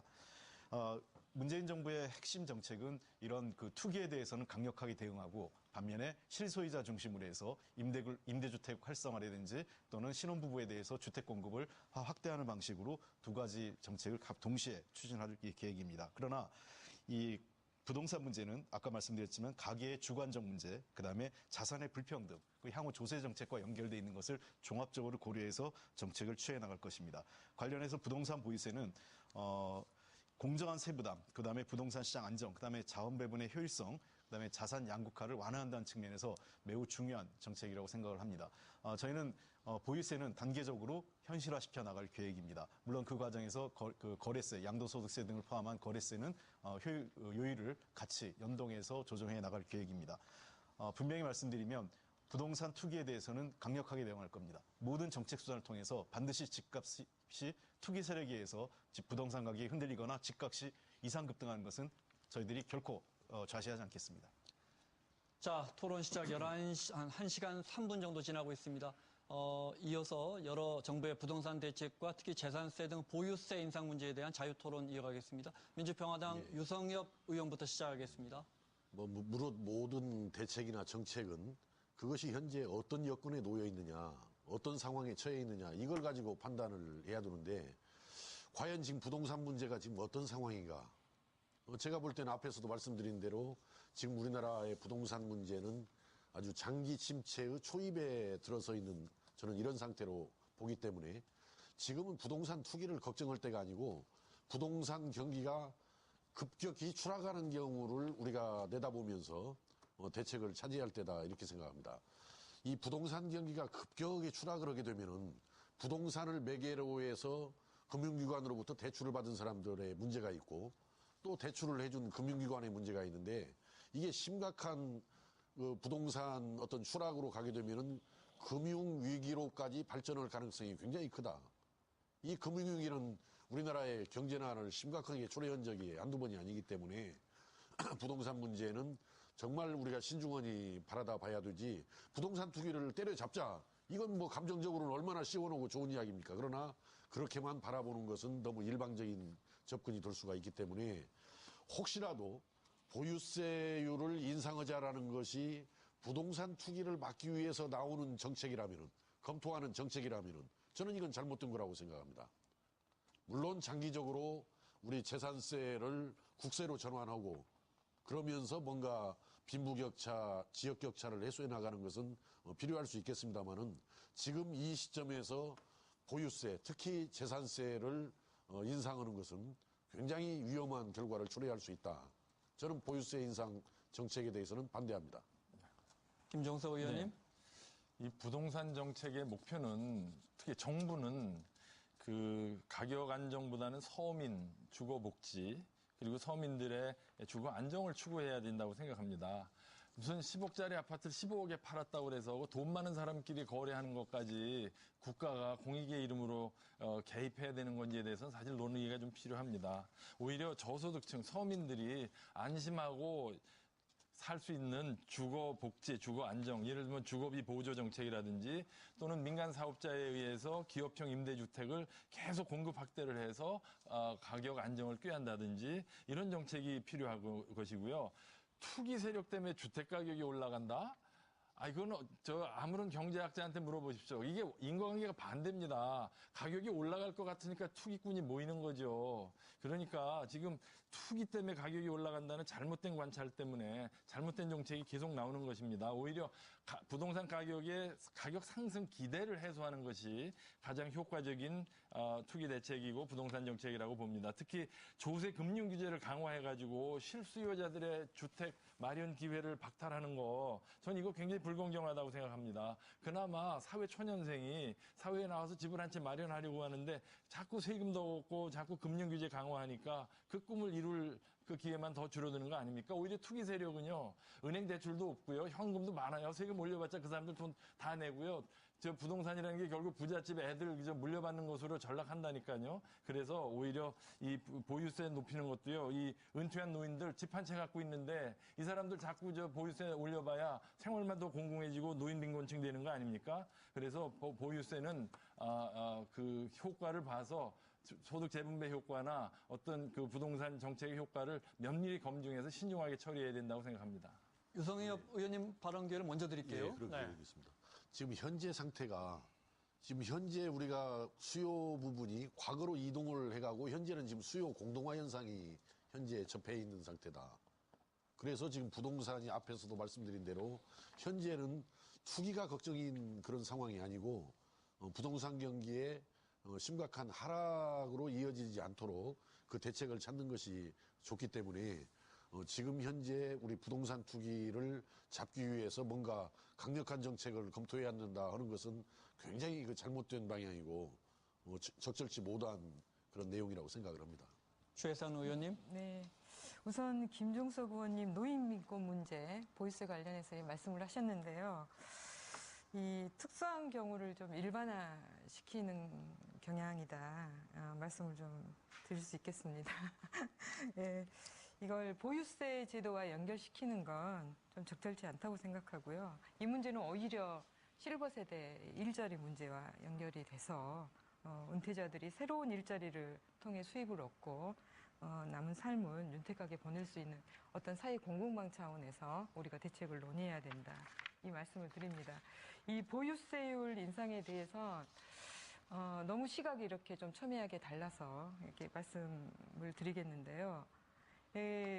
뭐 경제 전문가 의원님들이 계시니까 아시겠지만 세계적으로 보유세는 효율적이고 공평하다 이렇게 평가받고 있는 세금 아니겠습니까? 저소득층에는 낮게 또 적용이 되고요. 고소득층에는 높게 부과된다는 점이 있는데 이게 우리나라에서는 왜 문제겠습니까? 너무 낮게 책정돼 있는 게 문제죠. 그 부분은 뭐 실거래가의 40% 수준인 공시지가를 기준으로 지금 책정이 돼 있기 때문인데 저는 이 보유세 인상이 아니라 정확한 표현은 보유세의 정상화입니다. 이 부분을 인식을 하시고 논의를 하신다면 보유세 문제를 정확히 바라보실 수 있다. 이렇게 말씀을 드리겠고요. 이 보유세를 이 현실화할 경우, 정상화할 경우에, 반영률을 조금만 높이면 세원이 뭐 2조에서 많게는 이제 10조까지 증가가 됩니다. 이 부분을 뭐 여러 가지 말씀하신 우리 김종석 의원님이 말씀하신 공공임대 주택 아파트를 민간이 할 게 아니라 이 공공 영역에서 하면 되는 거죠. 그리고 보유세를 정상할 경우에 또 다른 효과는 과도한 투기 수요를 억제할 수 있다는 겁니다. 이 부동산 가격을 안정시킬 수 있다는 건데요. 지금 보십시오. 이 보유세가 낮으니까 시세 차익을 목적으로 부동산을 여러 채 보유하고 있는 분들이 지금 많지 않습니까? 예를 들어서 현재 공시가격 4억, 뭐 실거래가 6억의 주택을 세 채 가지고 있다고 한다면 종부세는 계산을 해보니까 175만 원입니다. 이게 많은 수준이 아니죠. 또 보유세를 인상하면 개인과 공공이 보유한 자원이 이 토지나 이 건물 투기가 아닌 더 생산적인 경제 영역으로 유입될 수 있다. 그래서 좀 더 우리 경제가 건강해질 수 있다. 이런 판단이 들고요. 우리나라 가계재산을 보면 부동산 비중이 73.6%입니다.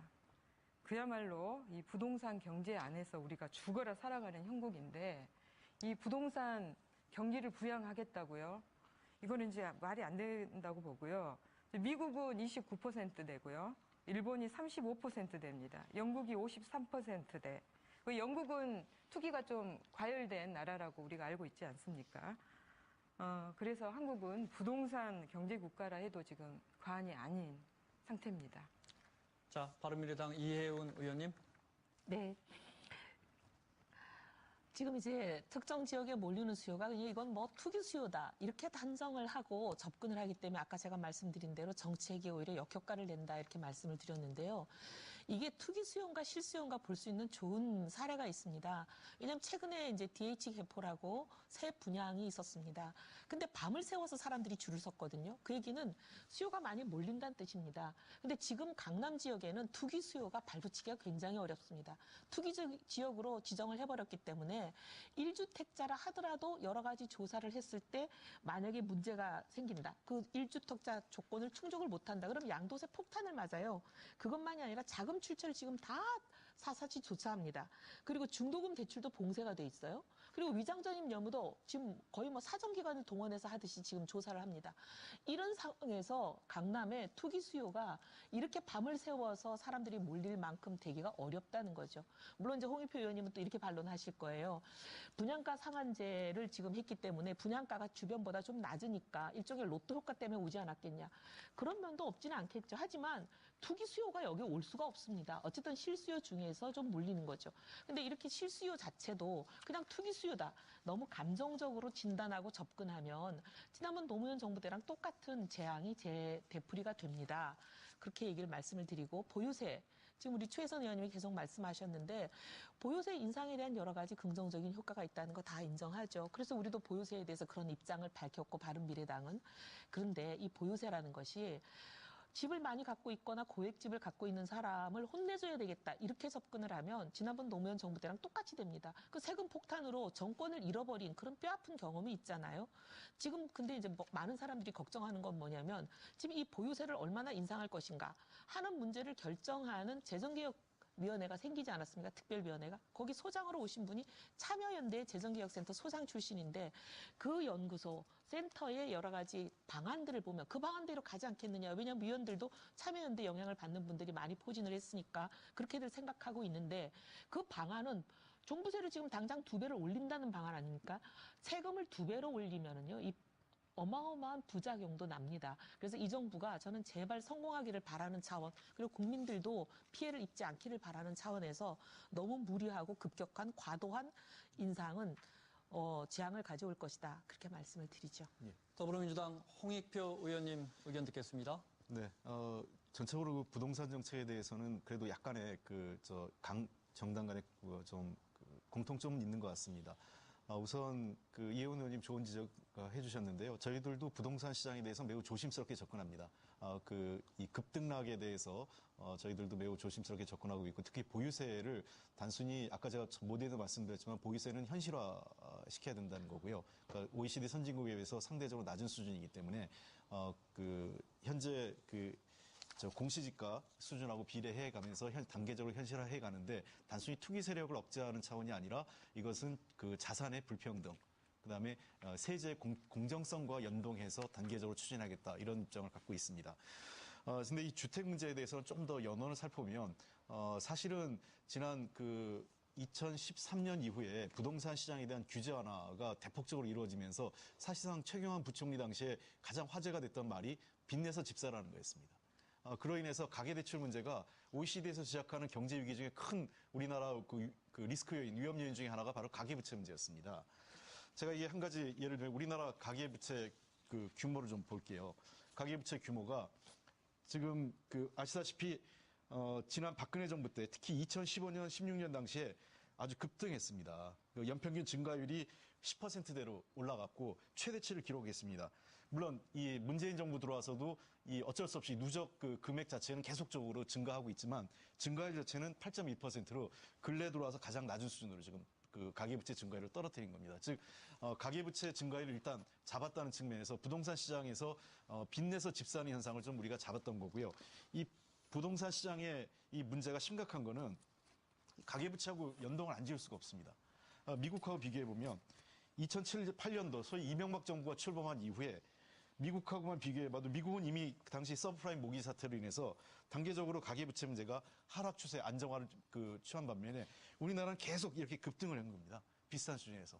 그러니까 즉 대한민국의 지금 가계부채 문제가 지난 이명박 박근혜 정부 한 10여 년 동안 아주 심각하고 대한민국 경제를 위협하는 요인으로 잡았는데, 이 요인 중에 하나는 바로 부동산 시장의 이상 급등이 자리 잡고 있었다, 이렇게 보고 있습니다. 그래서 아까도 제가 모두에 말씀드린 것처럼 부동산 시장은 투기 수요를 억제하는 면도 있지만 국민에 대한 어떤 주거의 안정화, 그다음에 서민 주거 복지 차원에서 저희가 접근하고 있고, 특히 이 공공임대주택을 저희가 단계적으로 확대해서 이 서민들의 주거 안정을 도모하는 한편, 특히 이 신혼살림 주택을 좀 저희가 증가할 계획이에요. 그래서 이번에 이 추경에도 그 내용이 일부 반영돼 있는데 처음으로 사회에 진출해서 주택을 마련하고 하는 사람한테 정부가 재정적 지원을 통해서라도 좀 주거 문제를 단계적으로, 그다음에 조기에 해결할 수 있는 방안을 적극적으로 추진하고 있습니다.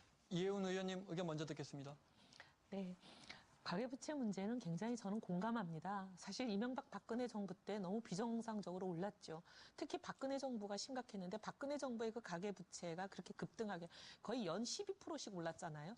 근데 그거는 그전에 이제 7, 8%밖에 안 오르던 7, 8%씩 오르던 가계부채가 박근혜 정부에 와가지고 막 연 12%씩 이렇게 연속으로 오르는 이유는 초이노믹스라고 불리는 그 빚내서 집 사라 때문이었습니다. 그래서 저는 사실 그 정책에 대해서 굉장히 강하게 지금까지 비판해 오는 사람이라 우리 홍 의원님의 그런 문제의식에 공감을 하고요. 그런데 이제 그런 인식이 공감이 됐다 하더라도 지금 부동산 정책이 걱정되는 부분은 짚어야 됩니다.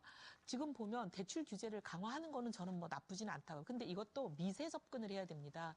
예를 들면 청년층이나 지금 세상에 사회에 진출한 사람들 또는 1주택자라서 평생 모았는데 내 돈이 조금 더 부족한 사람, 이런 사람들에게는 좀 더 대출 규제를 완화해주고 오히려 다주택자 돈 많은 사람들, 이런 사람들에게 대출 규제를 강화하는 식으로 좀 차별화 접근을 해야지, 일률적으로 하다 보니까 지금 어떤 일이 생기냐면 분양가를 제한하면서 지금 막 이제 분양이 되는 주택들은 주변 시세보다 좀 낮단 말이죠.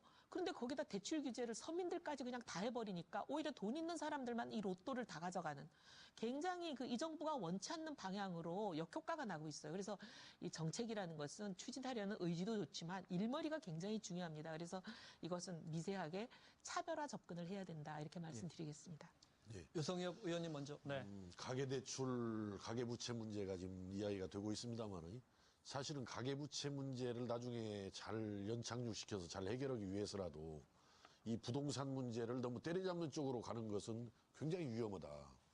이 부분을 아주 신중하게 잘 접근을 해야 된다는 이야기고, 저는 가계대출을 과도하게 규제하는 것은 우리 경제가 살아나는데 결코 도움이 될 수 없다라고 생각합니다. 물론 국가부채든 가계부채든 적을수록 저는 좋은 건 사실이라고 생각합니다만은 더 심각한 것은 가계부채보다는 국가부채가 더 심각한 문제를 갖는 것이다. 가계대출이라는 게 왜 이게 늘어나게 됐는가를 따져보면 물론 돈을 수요를 하기 때문에 돈을 금융기관으로부터 많이 빌려서 그러는데, 금융기관 입장에서 보면 말이죠. 30억을 대출하겠다 했을 때 한 기업에다 30억을 한 번에 대출해버리면은 관리 비용이 굉장히 적어요. 그런데 기업 대출이 잘 안 이루어지다 보니까 가게에다가 이제 예를 들어서 한 1억씩 해서 30명 대출을 한단 말이죠. 그러면 이 관리 비용도 비싸는데 왜 금융기관이 기업 대출보다는 가계 대출 쪽으로 더 늘릴 수밖에 없느냐. 이것은 결국은 기업이 투자를 할 수가 없기 때문에 투자처를 찾지를 못하고 투자할 수 있는 어떤 그런 환경이 안 되다 보니까 가계 대출 쪽으로 이렇게 몰리는 거죠. 그래서 가계 대출이 다소 문제가 우려가 되고 걱정이 된다고 그래서 가계 대출을 강력하게 더 적극적으로 제한을 하게 되면은 이건 또 다른 또 부작용을 많이 가져오는 것이다. 그래서 이 가계 대출 문제는 좀 신중하게 잘 생각을 해야 됩니다. 네. 김종석 네. 의원님. 부동산 정책을 논하다 보면 이렇게 가계대출 문제가 나오는데요.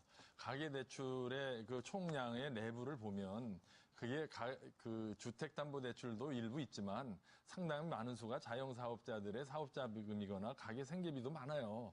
또 실제로 또 주택담보대출에도 보면 정말 사회초년생들이나 이런 장년층이 모처럼 이제 실수요를 브리지로 은행에 대출받아 집 사는 거 그거야말로 한국의 꿈이고 아름다운 거 아닙니까? 왜 자꾸 부채가 늘어나는 것 자체를 문제 삼나요?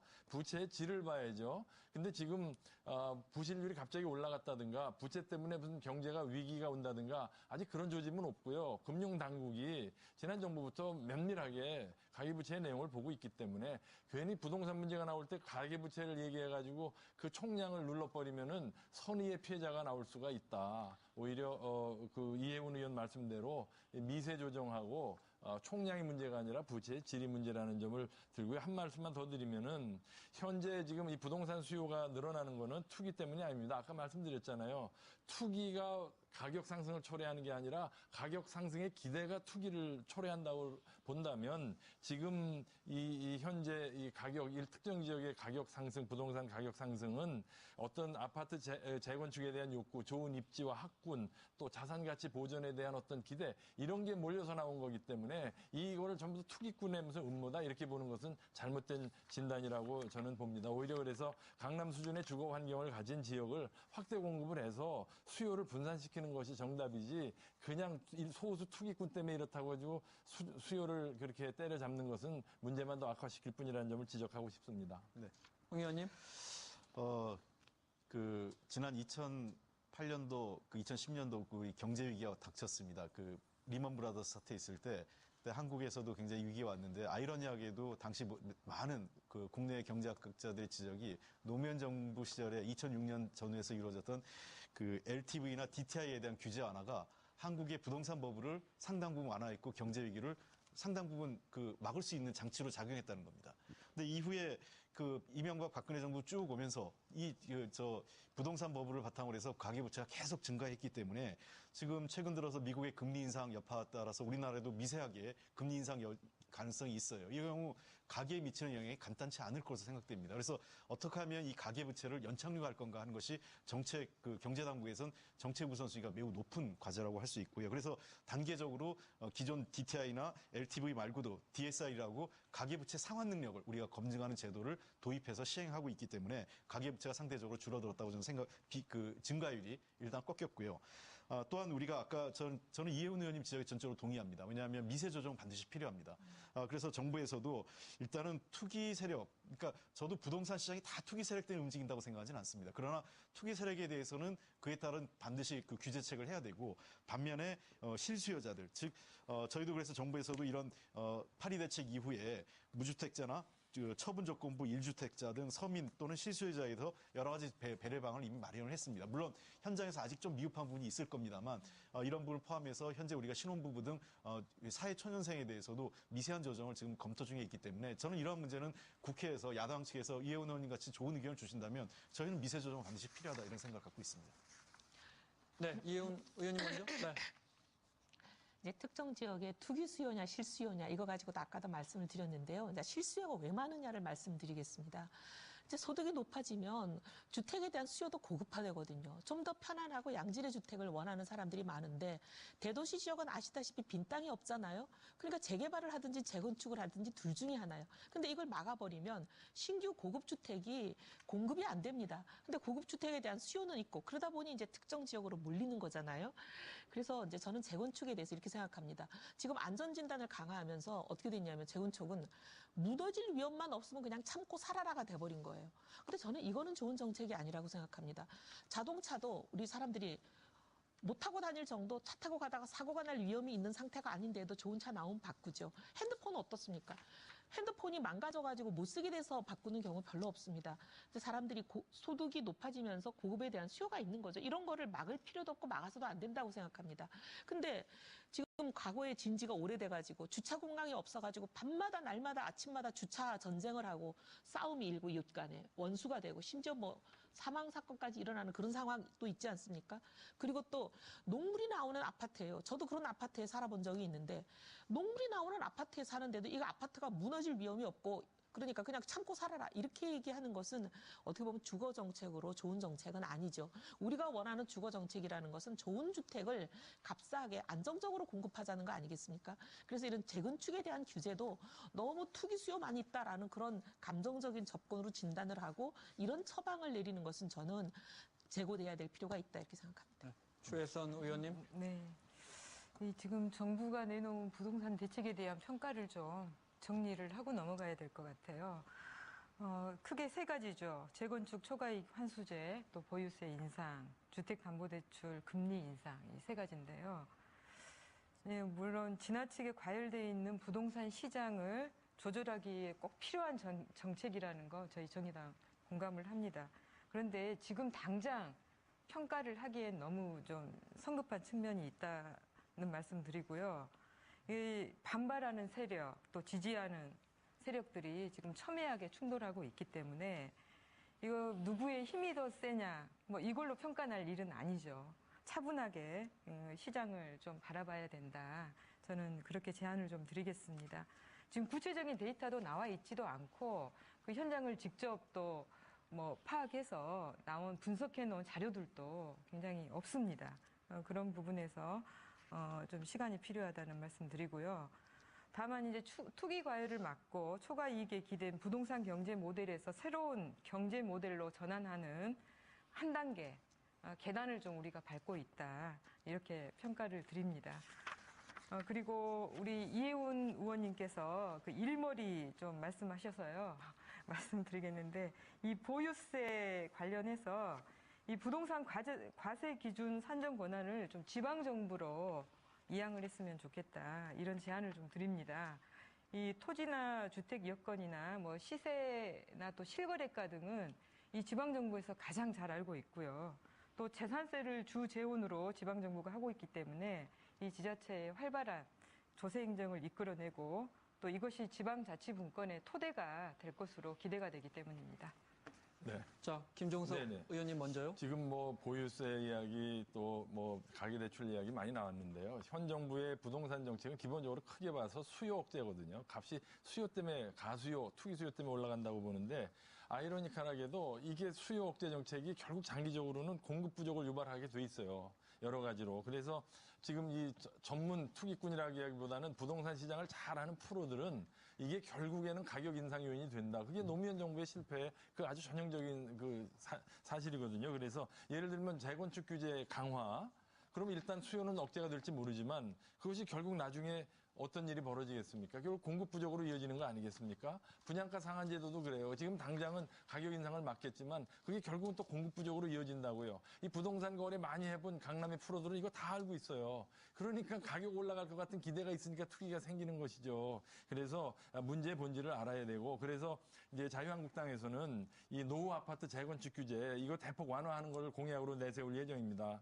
그리고 이 고가의 아파트가 값이 올라가는 것에 신경 쓰기보다는 중산 서민층들이 주거 안정, 주거 복지에 집중해야 된다고 생각하고, 특히 신혼부부 그리고 청년층, 노년층을 대상으로 하는 맞춤형 임대주택을 대량 공급해가지고 큰 돈 없어도 집 걱정 안 하고 생업에 종사할 수 있도록 해주는 것이 국가의 목표지, 그냥 부자들이 10억, 20억 갖고 돈놀이하는 거, 그건 물론 뭐 사회적으로 문제는 되겠습니다만 그건 사회정책이지 경제정책은 아니지 않습니까?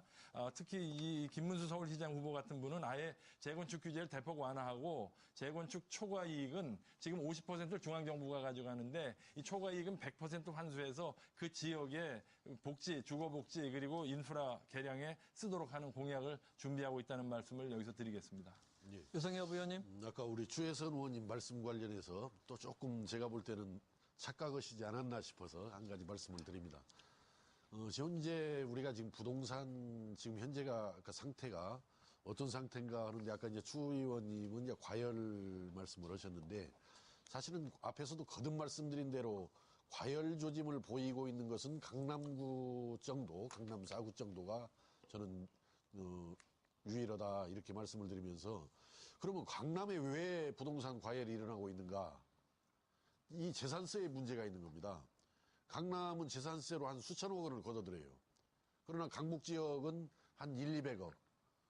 저기 우리 지방의 군 지역은 아주 소액으로 미미한단 말이죠. 그러니까 강남이 재산세를 수천억 원을 걷어들이니까 이 돈을 쓸 데가 없어가지고 매일 지역에다가 횡단보도 가르고 뭐 시설 정비하고 이렇게 하니까 여건이 좋으니까 이 부동산 가격이 또 올라가는 거예요. 그래서 저는 거꾸로 이 재산세는 국세로 돌리고 부가가치세 등 물품세를 대신 지방으로 넘겨주는 것이 맞다. 그리고 아까 주 의원님께서 말씀하신 대로 누진율을 조금 더 상향 조정하는 것은 저는 필요하다고 봐집니다.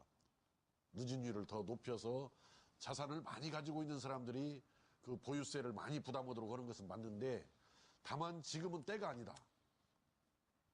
지금은 때가 아니기 때문에 적정한 시점에 가서 재산세와 물품세 등 부가가치세를 바꿔가지고 또 적정한 시점에서 보유세는 또 인상하는 것은 장기적으로 검토할 필요도 있다 이렇게 생각합니다. 홍익표 의원님. 네. 우리가 좀 부동산 시장을 볼 때 중요한 건 이런 게 있는 것 같아요. 실소유자를 위한 부동산 재개발, 재건축이 필요한데, 실제로 지금 서울시를 예를 들면 대규모 주택단지 재건축이나 재개발이 이루어지고 나면 원주민이 다시 살 수 있는 비율이 30% 안팎에 불과합니다. 그러니까 거의 70% 가까이가 새로운 사람이, 그보다는 소득 수준이 훨씬 더 높은 사람들이 들어오고 기존의 원주민은 밀려나가는 거죠. 그래서 저희는 재개발, 재건축 정책이 이런 식으로 가서는 안 된다라고 생각을 합니다. 그래서 이 박원순 시장이나 또는 이 지난번 문재인 대통령이 채택했던 정책이 도심 재생 사업인데, 일종의 아까 이혜훈 의원님 지적하신 것처럼 주차장이라든지 또는 기타 도로나 또는 주거 환경 개선을 통해서 그 지역의 삶의 주거 환경을 쾌적하게 해서 조금 더 이 재개발에 준하는 효과, 그다음에 주택 안정 효과를 좀 보자, 이런 저희가 정책을 갖고 있고, 핵심은 이런 겁니다. 저는 또 하나 우리가 지켜봐야 될 것은 이 전월세 문제가 좀 안정돼야 될 것 같아요. 주택 공급과 관련돼서 너무 공급 위주의 정책보다는 도시 주택 안정은, 사실은 지나치게 주택 가격이 매매 가격이 오른 가장 큰 이유 중에 하나는 전월세 가격이 거의 70% 이상 달하면서 가격을 상승한 요인이 있었기 때문에, 저는 그래서 정말 전월세 상한제 꼭 하고 싶습니다. 이게 지금 국회에서 발목 잡혀가지고 논의조차 안 되는 게 벌써 몇 년째입니까?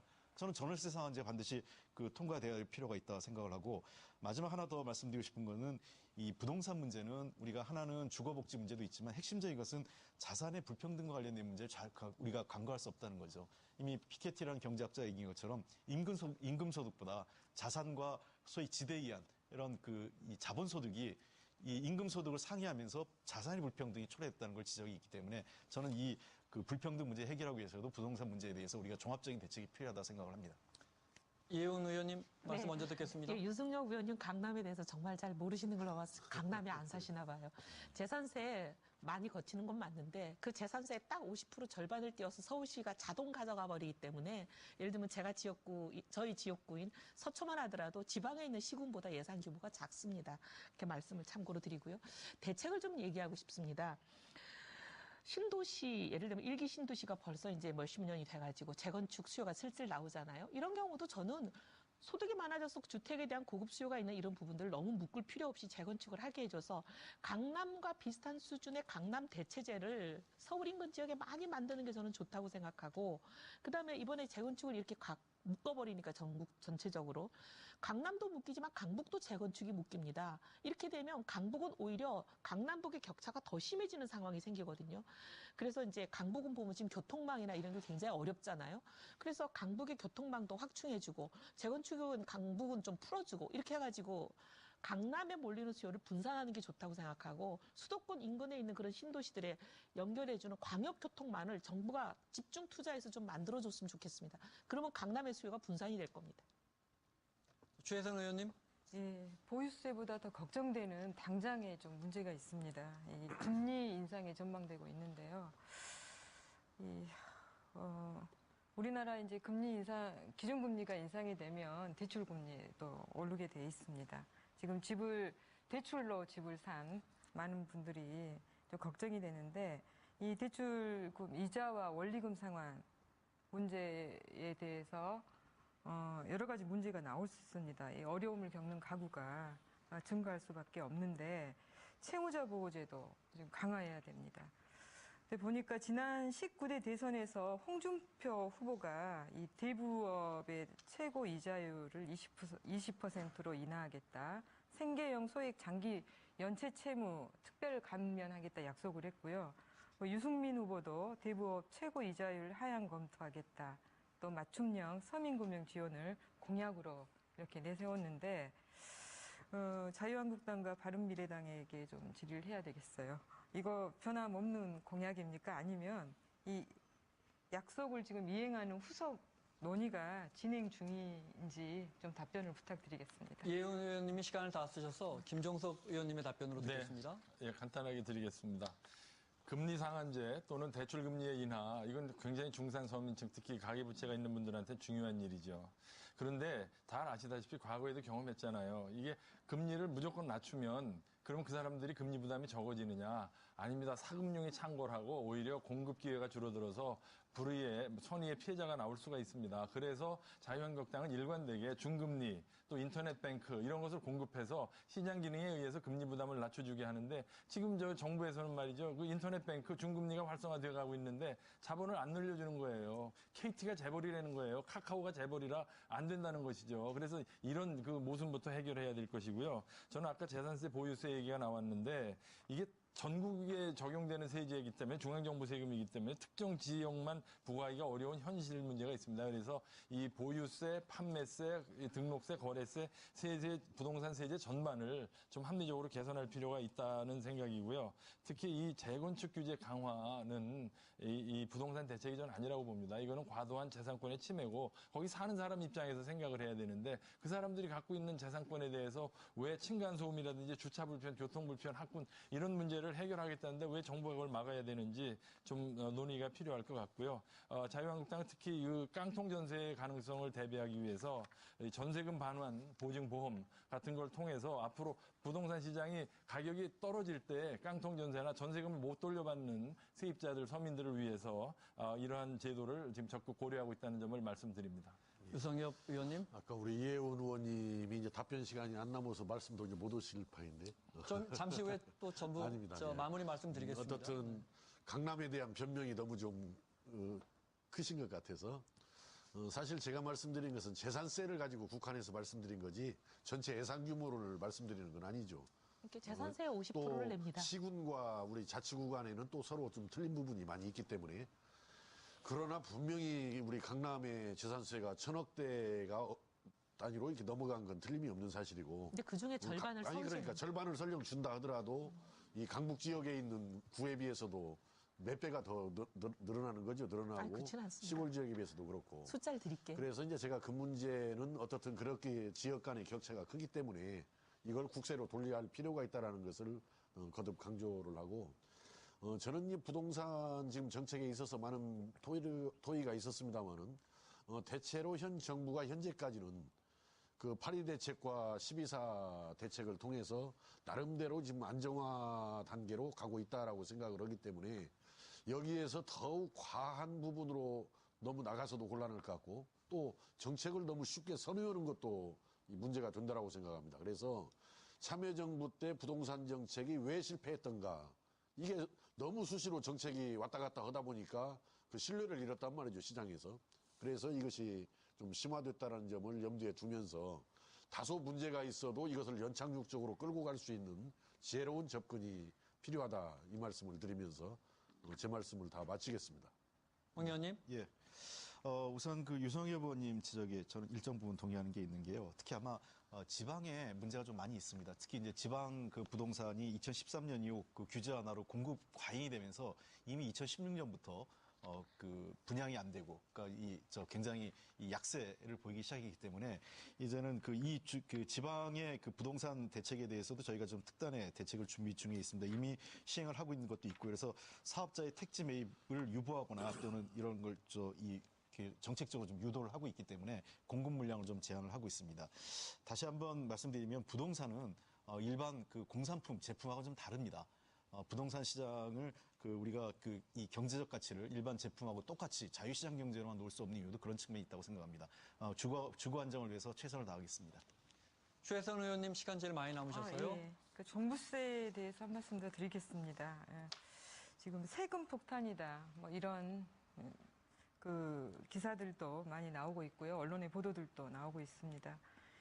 이 공시 가격을 올리더라도 실제 거래되는 땅값이나 아파트값이 이보다 더 많이 올랐다면 세금 폭탄이라고 할 수 없는데요.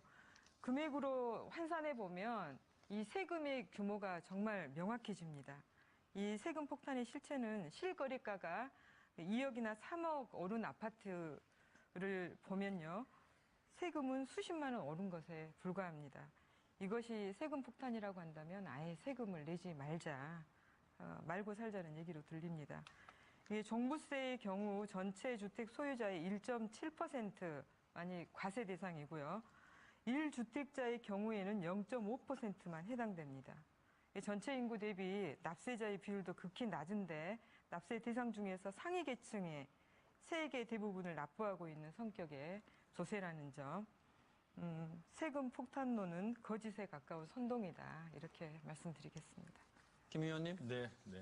저 마무리하겠습니다. 그러니까 이 부동산을, 아파트를 상품으로 보면 안 된다는 견해가 있고요. 하나의 시장에서 거래할 수 있는 상품으로 봐야 된다는 견해가 있는데 기본적으로 이것은 시장에서 해결하는 게 맞습니다. 그동안 정부가 너무 규제를 해서 왜곡이 된 거고요. 정부는 주거복지, 서민층의 주거복지, 주거안정에 집중하는 것이 옳다. 이렇게 말씀을 드리겠습니다. 유성엽 의원님 20초 남았는데. 네, 그럼 마무리 시간도 충분히 쓰시길 바라겠습니다. 자, 부동산 대책, 정부의 부동산 대책, 그리고 재산세 등 보유세에 대한 토론 시간을 주어진 시간 모두 사용하셨습니다. 토론을 마무리할 시간이 다 되어 가는데요. 토론한 주제들과 관련해서 강조하고 싶거나 못다 하신 말씀으로 맺은 말 시간을 드릴 텐데요. 제가 의원님들 말씀 1초라도 더 드리려고 진행자 발언을 최소화했더니 시간이 충분히 남았습니다. 그래서 2분 30초씩 마무리 말씀을 듣고 끝내도록 하겠습니다. 먼저 자유한국당 김종석 의원님부터 할까요? 네. 존경하는 국민 여러분, 며칠 있으면 문재인 정부 출범 1년이 됩니다. 그동안 좀 살만해지셨나요? 자영업자 여러분 장사 잘 되십니까? 사람 중심 경제라고 하면서 또 소득주도 성장한다고 했는데 과연 그렇게 되고 있나요? 내 사람 중심 경제가 되고 있는 거 아닌가요? 현 정부의 일자리 부동산 민생 경제 정책은 이제 그 한계를 나타내고 있습니다. 검증되지 않은 좌파 이념에 경도된 정책을 남발하다가 부작용이 속출하니까 세금으로 메우는 시행착오를 반복하고 있습니다. 그 결과가 늘어난 세금, 얇아진 지갑입니다. 또 공무원은 늘어났지만 일자리는 줄어들고 있습니다. 물가는 올라가고 있습니다. 이대로는 안 됩니다. 80년대 운동권 이념에 빠진 참여연대 아마추어 정부의 폭주 독선을 막아야 합니다. 집권 여당에 대한 견제가 없으면 정치는 독재가 되고 경제는 파탄이 납니다. 이번 선거는 문재인 정부의 1년 경제정책에 대한 심판입니다.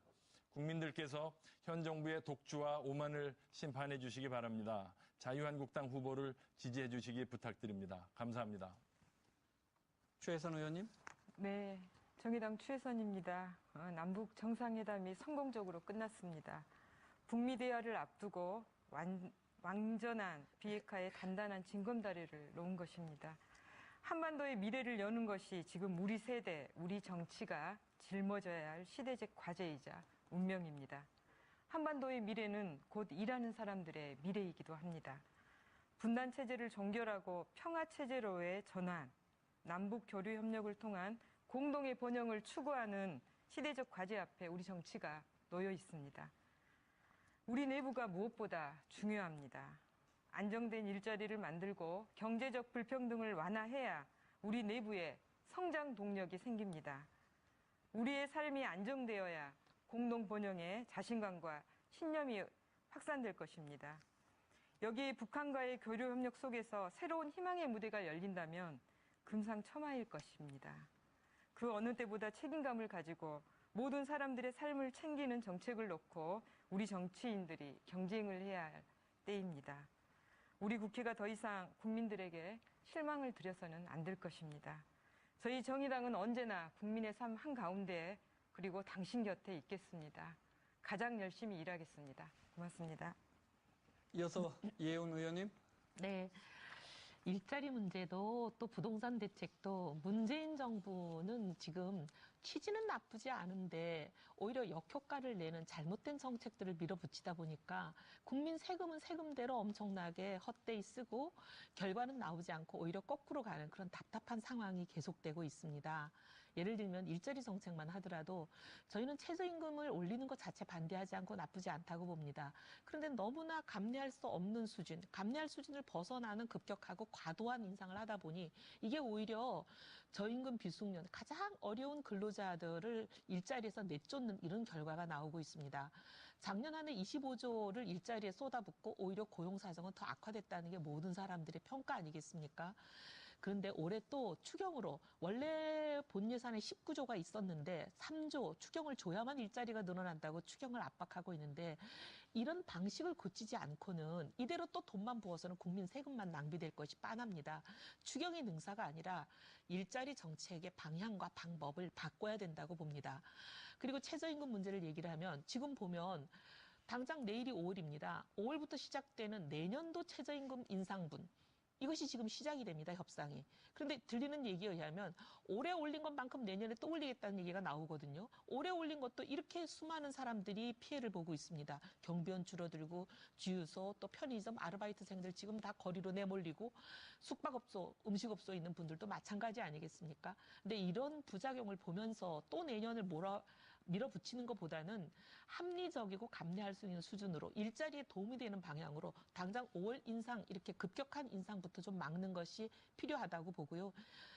부동산도 마찬가지입니다. 서민들 집값 안정이 목표가 돼야지 특정 지역이 감정적으로 밉다고 그 지역을 때려잡는 게 목표가 되면 노무현 정부의 재앙이 다시 되풀이되지요. 그래서 수요가 그 지역에 몰리게 하는 자사고 폐지라든지 강남 8학분을 선호하는 이런 현상들을 내몰면서 거기에 또 재건축은 못하게 하는 이렇게 수요는 늘리고 공급은 줄이는 방향보다는 수요를 계속 강남 비슷한 곳들을 많이 서울 인근에 만들어주고 또 강북에도 만들어주고 재건축은 풀어주고 하는 이런 식의 수요 분산과 공급 확충 정책이 같이 가야 효과를 본다고 보고 저희 바른미래당은 야당이라고 무조건 반대하지 않습니다. 좋은 방향으로 정책이 효과가 되는 방향으로 가자는 건설적인 제안들을 하고 있습니다. 이게 올바른 야당의 모습이라고 생각합니다. 네. 자, 공정하게 진행하기 위해서 김종석 의원님과 최혜선 의원님 남은 시간도 잠시 후에 다시 드리도록 하겠습니다. 홍익표 의원님 마무리 말씀 듣겠습니다. 네, 지난 4월 27일 역사적 남북 정상회담이 있었습니다. 평화가 경제라고 생각을 합니다. 그동안 한반도에 짓눌려 있던 전쟁과 군사적 긴장의 리스크가 상당 부분 해소되면서 한국 경제가 새롭게 되어갈 수 있는 기반을 만들었다고 생각을 합니다.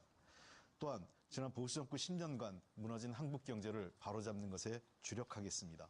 국민에게 새로운 희망을 만들어 드리겠습니다. 최저임금 인상과 안정된 일자리를 바탕으로 해서 소득 주도의 성장, 그리고 갑을관계, 프랜차이즈 업계의 비정상적인 거래, 대기업의 횡포 등을 막는 공정한 성장을 하겠습니다. 또한 4차 산업혁명을 기반으로 해서 새로운 미래 먹거리, 그리고 새로운 일을 만들어서 바로 그 새로운 일을 통한 일자리를 만드는 혁신 성장을 주도해 나가도록 하겠습니다. 특히 일자리 정책과 관련돼선 에코세대의 증가로 인한 청년 실업 문제가 매우 심각합니다. 이 문제에 대해서 정부는 우선적으로 정책에 그 자산을 투입하겠습니다. 예산과 제도적 기반을 마련해서 청년들이 일할 수 있고, 일하는 청년들이 새로운 미래 그 복지를 담당하면서 지금의 노인 세대의 복지를 담당하는 그러한 미래 주역으로 만들어가도록 하겠습니다. 부동산 정책도 역시 두 가지입니다. 부동산 투기에 대해서는 강력하게 대응하겠습니다. 다만 신혼부부를 비롯해서 또 1세대 주택자를 비롯한 실수요자들을 대상으로 하는 그 주택 수요, 이 수요는 저희가 공급은 단계적으로 늘려가겠습니다. 특히 공공임대주택 확충을 통해서 서민의 주거 안정을 최우선적으로 추진하도록 하겠습니다. 이러한 것들을 하기 위해서는 국회가 정상화되어야 됩니다. 국회에 나가서 거리에서 텐트 치고 아무 문제를 해결할 수 없습니다. 추경을 통해서 일자리 문제 해결할 수 있습니다. 더 나아가서 지금 군산, 울산, 창원 등 조선산업과 자동차 산업의 부진으로 매우 어려운 지역경제 더 이상 외면할 수 없습니다. 서민의 민생법안도 더 이상 소홀히 할 수 없습니다. 상가 임대차 보호법, 생계형 적합업종 관련법, 그다음에 전월세 상한제 등 이러한 법들 빨리 통과시켜야 됩니다. 이러한 법을 통과시키기 위해서라도 국회에 빨리 무조건 조건 없이 복귀하셔서 국회에서 논의될 것을 민생 법안을 최우선적으로 통과시키고 추경에 대한 협의를 부탁드립니다. 다시 한번 말씀드리겠습니다. 문재인 정부는 땀 흘려 일한 사람이 정당하게 대우받도록 하겠습니다. 결코 그분들의 희망과 미래를 외면하지 않겠습니다. 유성엽 의원님 예. 마무리 말씀 듣겠습니다. 예, 4월 27일 그 역사적인 그 남북 정상회담은 정말 우리 한반도 평화 체제를 도입하고 또 우리 평화적인 통일의 그 기초를 닦은 대단히 그 중요한 일이라고 생각을 하고 열렬히 지지하고 환영을 합니다. 특히 우리 남북 간 경제 간의 어떤 협력, 합작을 통해서 북한은 물론이지만은 우리 대한민국도 더욱 경제적인 성장 동력을 확보할 수 있는 그런 일을 위해서도 더욱 발전을 시켜나가야 한다 이렇게 생각을 합니다. 그러나 거듭해서 제가 말씀드리고 싶은 것은 문재인 정부가 남북 문제를 포함해서 대부분의 국정 분야에서는 아주 잘하고 있다라고 평가를 합니다만은 정말 우리 국민 삶에 있어서 가장 중요한 경제 문제에 있어서는 저는 거의 빵점에 가깝다 이렇게 혹평을 하지 않을 수가 없습니다. 그 이유는 과거 이명박 정부 또 박근혜 정부가 실패했던 경제정책 실패의 그 원인, 실패의 구체적인 내용을 전혀 규명해내지 못하고 있다. 오히려 그것을 반복하면서 거기에 더해서 공공부문 일자리 81만 개라는 우리 경제에 치명적인 그런 정책을 시행하고 있는 점이 아주 문제라고 생각을 합니다. 저는 우리 국민 삶에 있어서 가장 중요한 경제 문제를 살려내지 못한다면은 문재인 정부가 모든 분야에서 잘한다 하더라도 국민적인 실망으로 이어질 것을 우려합니다. 저는 문재인 정부가 성공해야 한다라고 보는 관점에서 이 경제 문제에 대해서 깊은 재고와 성찰을 할 때가 왔다. 공약을 했으니까 지금까지 그렇게 추진해 왔으니까 그대로 가겠다라고 보다는 정말 마음을 열고 귀를 열고 세계사적인 여러 사례들이 있습니다. 성공 사례가 있고 실패 사례가 다 있습니다.